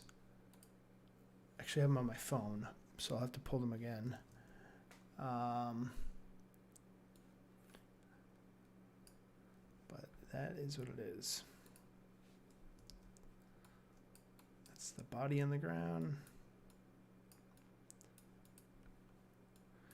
You notice that kind of feel. Let's put these up here. And I almost want to go like shot by shot what I'm looking for, and then, you know, once these shots are built out, we'll kind of build everything out. Body on the floor, wake out.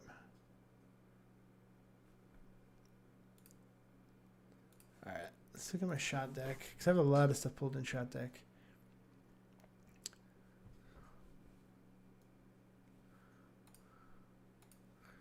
So let's pull this here.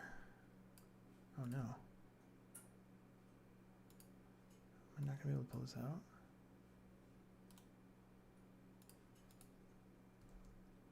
There we go. All right, so here's some reference for the hallways.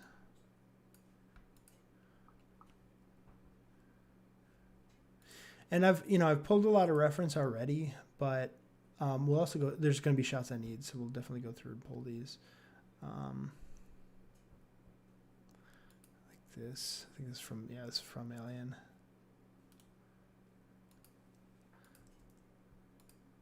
I believe this is as well. No, that's not. That's...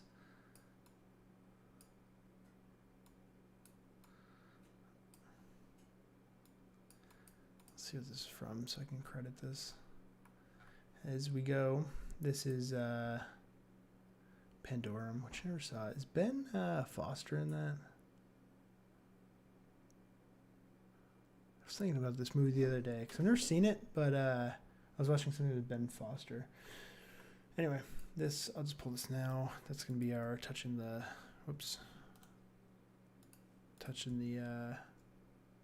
Energizer kind of feel. A lot more spillage. This too, it's kind of part of that.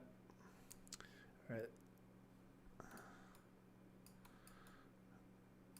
These kind of like reaction shots here. I want to have a faint amount of reaction shots to things. Like through the glass. Like this kind of stuff I really like. And that's going to be a combination of like stylistic preference and also technical ability, where I want to be able to show human face and skin and texture and stuff like that without having like a great realistic texture and stuff on it. I don't want to listen to this. It's not putting me in the mood. It's just making me like anxious. Let's keep listening to these other guys, Power Glove. Yeah, it's just making me anxious. Here's our terminal. Kind of something like this. What I like about this a lot is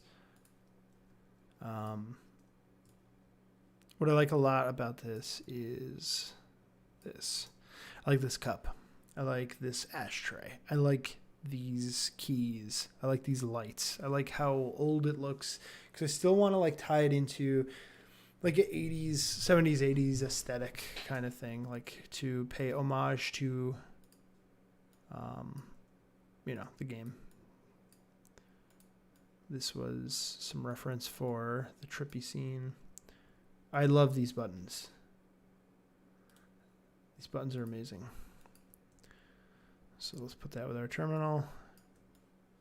And these are all just like, it's just reference for pulling these like shots of, I'm not going shot for shot through this, but I am going to be pulling things that will help to motivate a lot of the look and feel for this. And, this will be what I go back to and kind of refer to when it comes to like, how should the light fall in the hallway, that kind of thing. So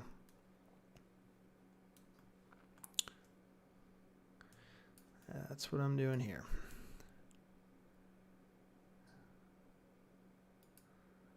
I like this sunshine, just that nice like alien ghost guy backlit on the dark background. I like this, but I think this serves a similar purpose. It's just like, I'll put it in here. I like the like sci-fi terminals and computers and shit like that, but also like the personal little like trinket. Like, I'm working from home like many of us, and above my desk is a shelf with just like little trinkets and stuff like that. So it's like a little personal touch in my own home. So I would imagine if you were living on this space station or whatever it is, you're going to want these little things that remind you of home or Elvis. Oh, this, God, so gorgeous. What is this from? 2001. Look at that, Futura. This is just like texturing reference. So good.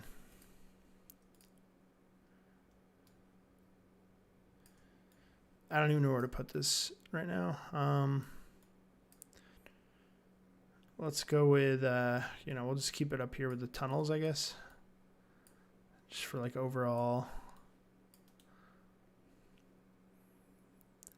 images. Optimal. No.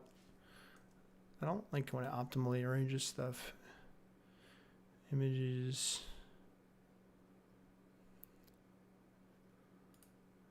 Yeah, I don't like that. Whatever. They're grouped. I get it.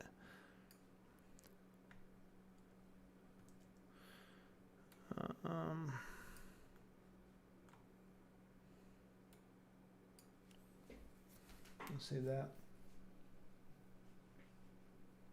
Matt, which thing did you like specifically? I'll never know. I'll have to go back and see. All right, we'll put all this trippy shit over here. So I love this Pure Ref is great too, because like you just drop it wherever and it's infinitely large board. Let's see.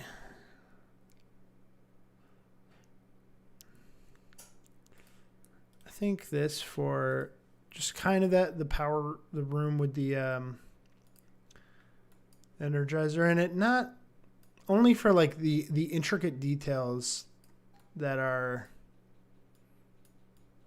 like intricate on like the forms of the internal spaceship parts. Yeah, dude, the keyboard is so good. Like, look at that. Look at this yellow line that like ties them all together. The particle beam abort. I don't know why those symbols mean that. This one, Yoni, just goes off screen, off the. This I just noticed that 666 key. God damn, it's great keys. All right, what else did we pull? Oh, this is just some chase scene stuff. Nipping at the heels. I never saw this attack the block.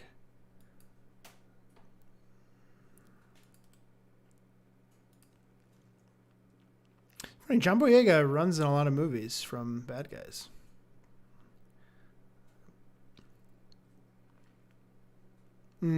So this, I was pulling some stuff for, I don't think I really need this anymore.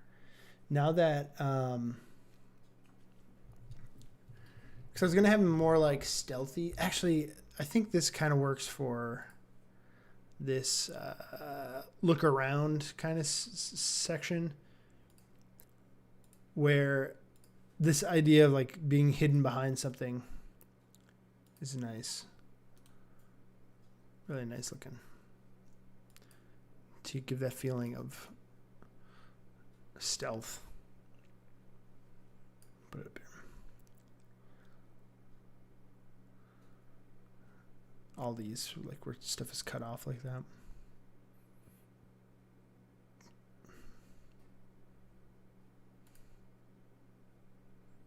The End Demon. It's a good movie. I think. I don't know. It was alright.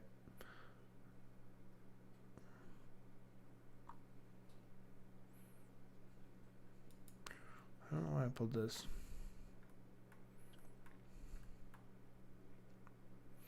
Oh, this we want for touching the orb. Want that there. All right, so what else can we pull? We need basically good on the ghost. I'm good on all the action stuff. I'm good on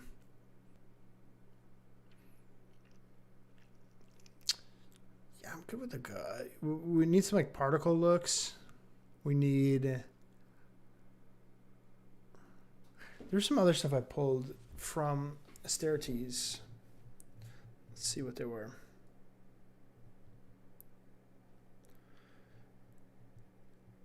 Let's see if they're useful still. They appear to both be from that same spot. All right, so let me just grab that. It's just kind of to give this feeling of the big room, big empty room right here. Like that.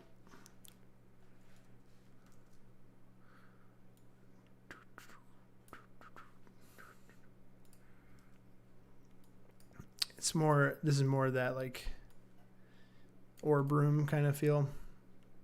Like this, like just the scale of it, but like the volume in it that is really making everything blur together a little bit.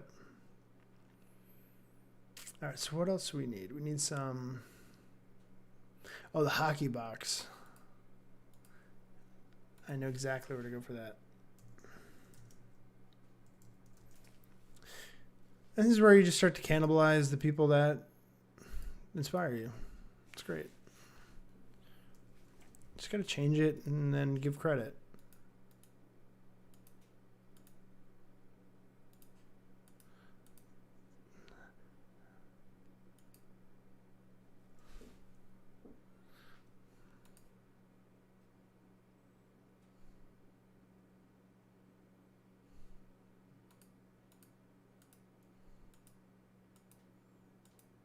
I guess it's the door.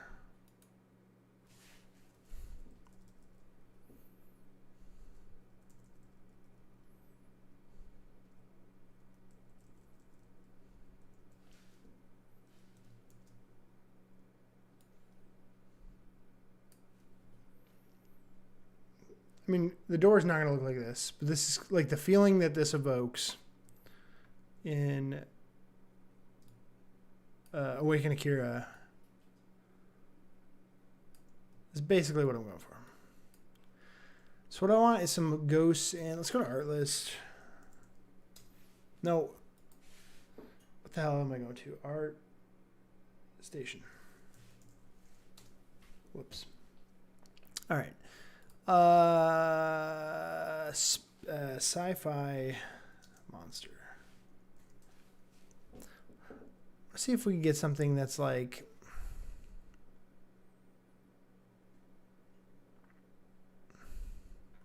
Ghost in the Smoke. I know exactly what I want for that. I know the reference. All right, it's Death Stranding.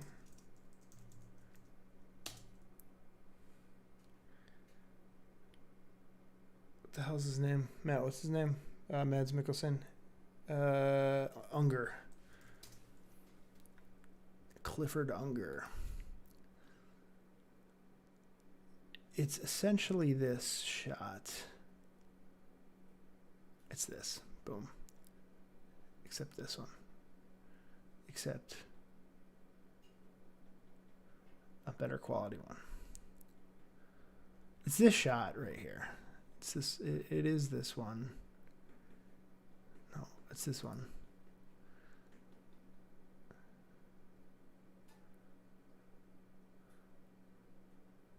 We'll pull this one. This will work. It's just not. Again, we're going for like essence here. The essence of things, not the exact thing.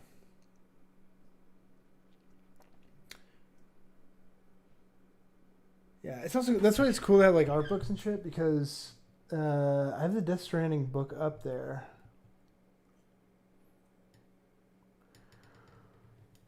So if it wasn't streaming, I would definitely leaf through that and just pull some reference there. I'm kind of tired. What a weird game that was, huh? Huh, folks? All right, what else do we want? We want some particles. That's going to be fun to pull reference for, but let's save that. Let's get it like trippy. Let's get tricky and trippy. Tricky. Ashtray to rock around. That's right. All right. Let's get these colors. There's actually a great and wonderfully timed tutorial from Ben Marriott on how I think I'm going to do that sequence. We got to pull the 2001. That's a cool shot. This site is so cool because I'm looking for this. Well, not that one. I'm looking for like the trippy end sequence with the color. And there's just so many good shots. There's so many good filmmakers or cinematographers. I don't know about filmmakers. I guess it's filmmaker. I'm just talking to myself. Look at this shot. Look at that. Look at all the leaves. Who would be in the pool like that? What is that from? I gotta watch this movie. Look at all these shots from Y Tu Mama Tambien.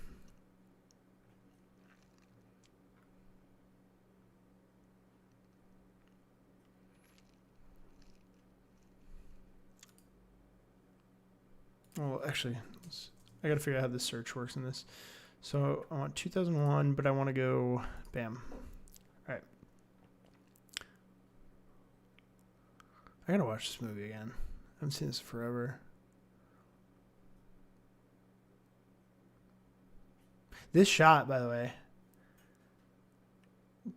This pen is floating in space here. And it's before CGI. And I know how they did it because I watched Corridor Digital. They like stuck it to a piece of glass and held it in front of the camera. And the way they like filmed the glass, it didn't pick up any reflections. So it's just them turning a piece of glass. It's brilliant. There's a little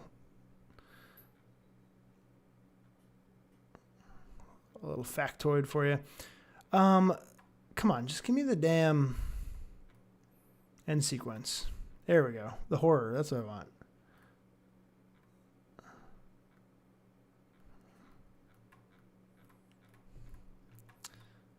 I could just...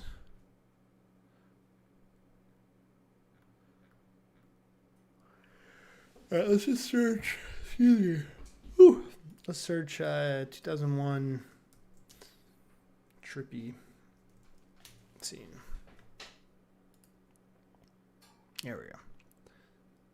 That's all I want. I just want it as again, it's just a visual reference. It's not what it's ultimately going to look like, but that is incredibly small. I'll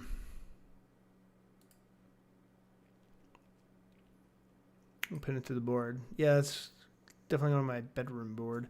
Let's go Pac-Man.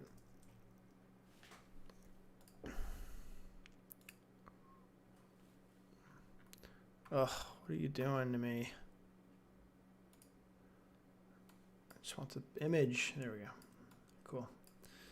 All right, so also, was it Far Cry 4? Far Cry 4 tripping. We'll go. I definitely wrote this down 2 years ago.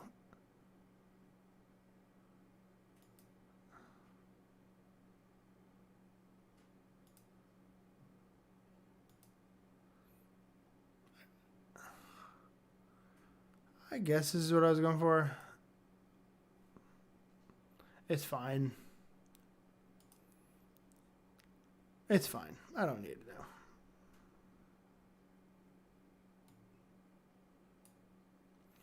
All right. Maybe we do something like that too, though. Ugh. Okay.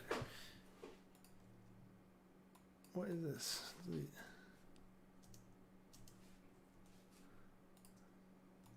Oh, play around with that.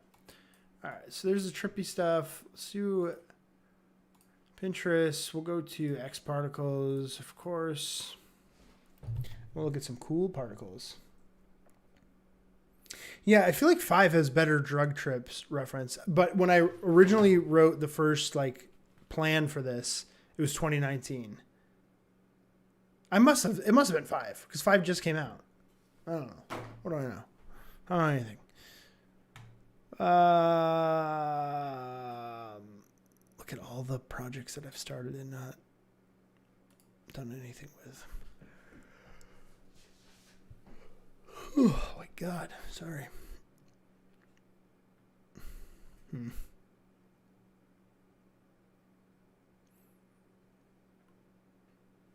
Let's go X particles.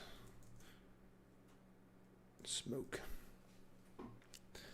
I don't know, I just want to, like, what does a ghost look like when it's been eaten by a Pac-Man? Let's take a look at this.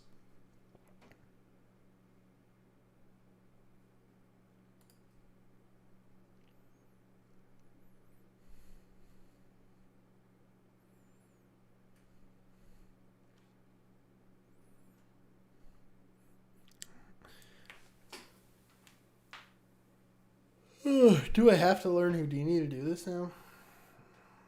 Could I do this in... I have Embergen.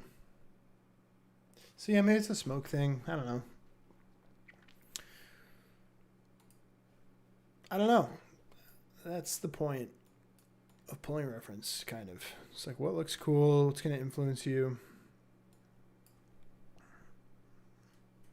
God, man, this is some good music. Afterburner.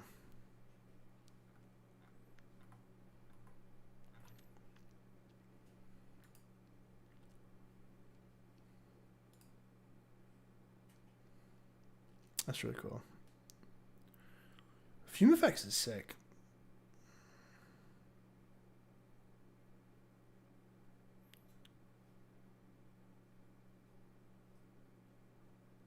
What? That's funny. This guy did stuff for Warhammer.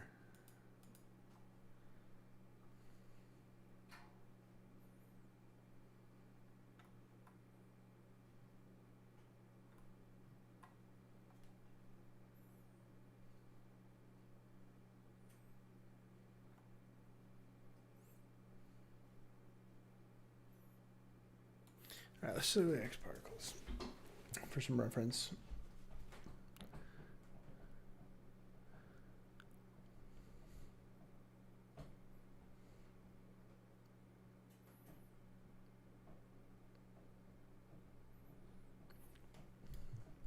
I don't know, any suggestions from anyone? Like, what does... Is it like Avengers Endgame? Or is it like Avengers where they break off into pieces? What are the ghosts going to look like when they're eviscerated by Pac-Man with his Energizer? Let's look at Avengers Smoke.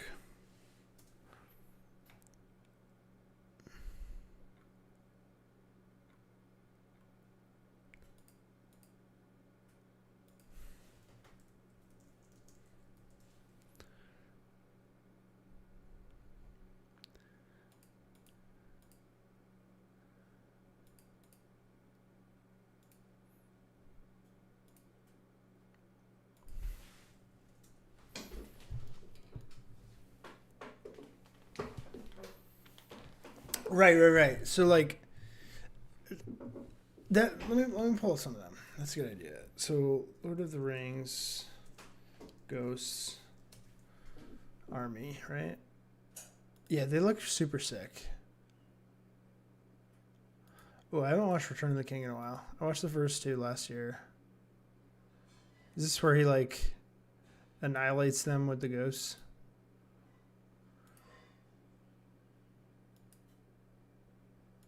I hate this in 60 frames. Here it is. Wow. I accidentally jumped to it. All right.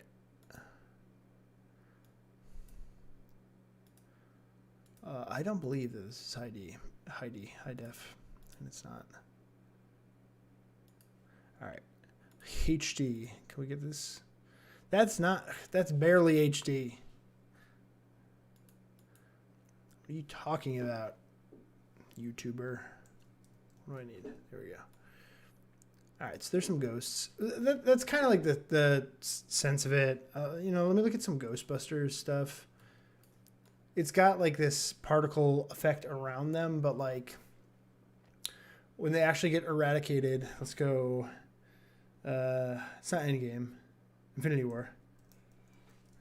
Infinity War snap. Snap them.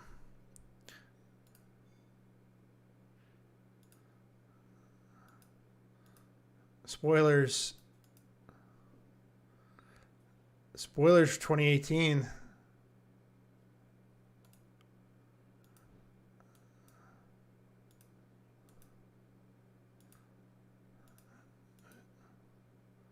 Oh no, I'm gonna cry. This makes me cry every time. I watched the final fight of Endgame the other day, and I teared up when actually teared up when he was in it. But I teared up when Tony Stark hugs Peter Parker. It's so like beautiful. Thinking about it now, it just makes me well up a little bit too. All right, so yeah, there's something in there. let's go. Let's look at Ghostbusters.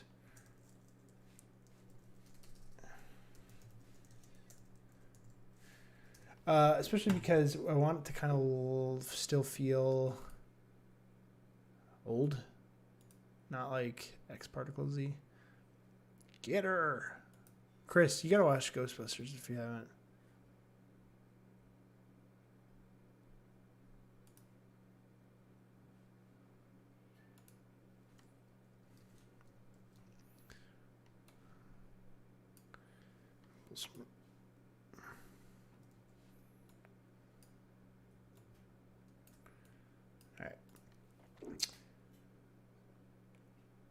All right, what do we got here?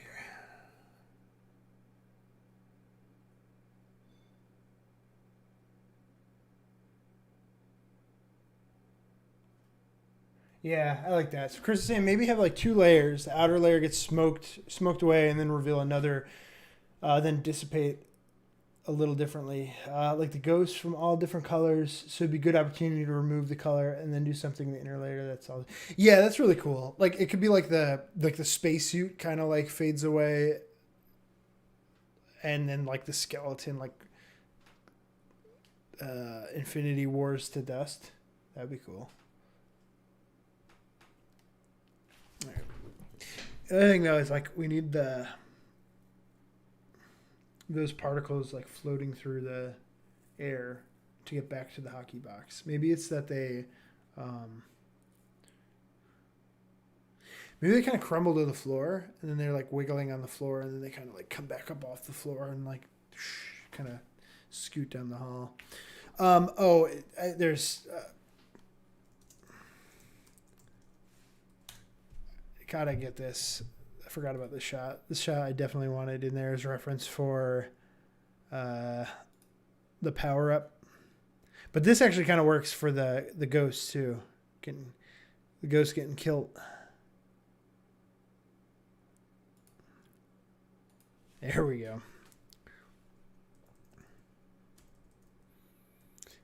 Man, did he get eradicated. That's a lot of damage.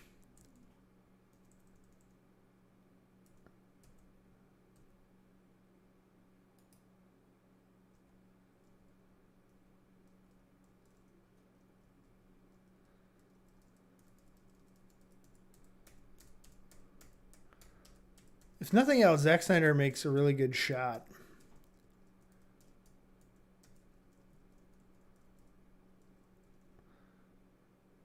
This dude gets crumpled. Let's put that in there. Oops. Cool. And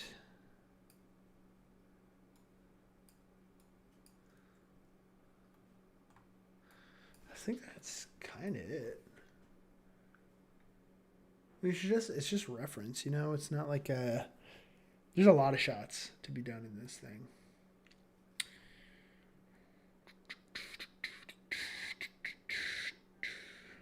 I'm sure I'll pull more reference as the time comes, especially for like poses and stuff like that and lighting.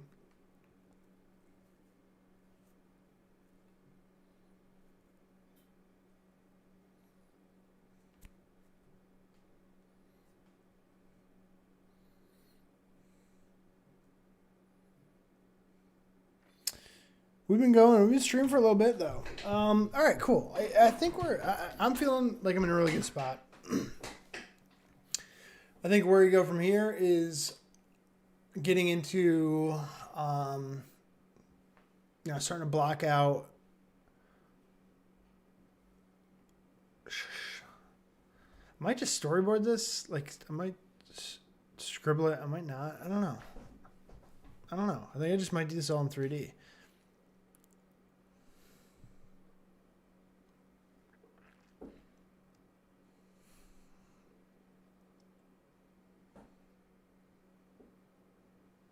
I don't know. I gotta think about that. Because there are like there's a bunch of shots that you need.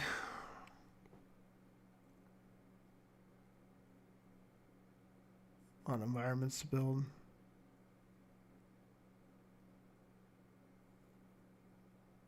Oh, you know what? I do want to pull something else because I kind of, in prepping stuff, this shot was something I prepped as well. Freeze. Keep freezing.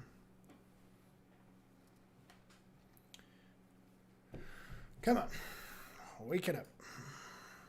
There we go. This was another shot to kind of capture the lighting and essence we're going for. There be ghosts.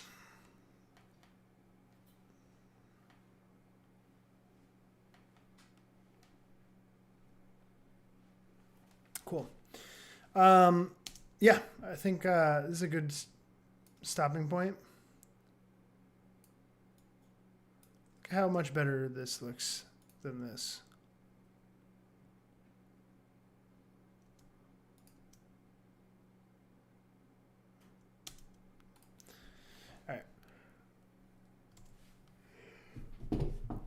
All right, there's let me pause this so I can think and not stutter.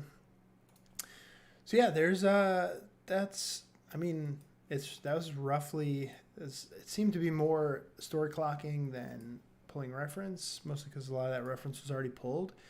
But that's kind of the process. I can't say this is the process I always do because it's not, but it is now. I don't know. But we'll go from here. I think next we get into, I think what I'll probably do like offline is build out an actual shot list, because there's definitely like, you know, body slamming on like going from like just a body waking up on the floor to then say the guy wakes up. There's going to be like some more shots needed in there that I'll have to build out. So I'm going to do a little bit of shot list prep, but I'm definitely seeing why it would make more sense to cut this into 4 parts because this is a huge project. So there's a lot of work to do.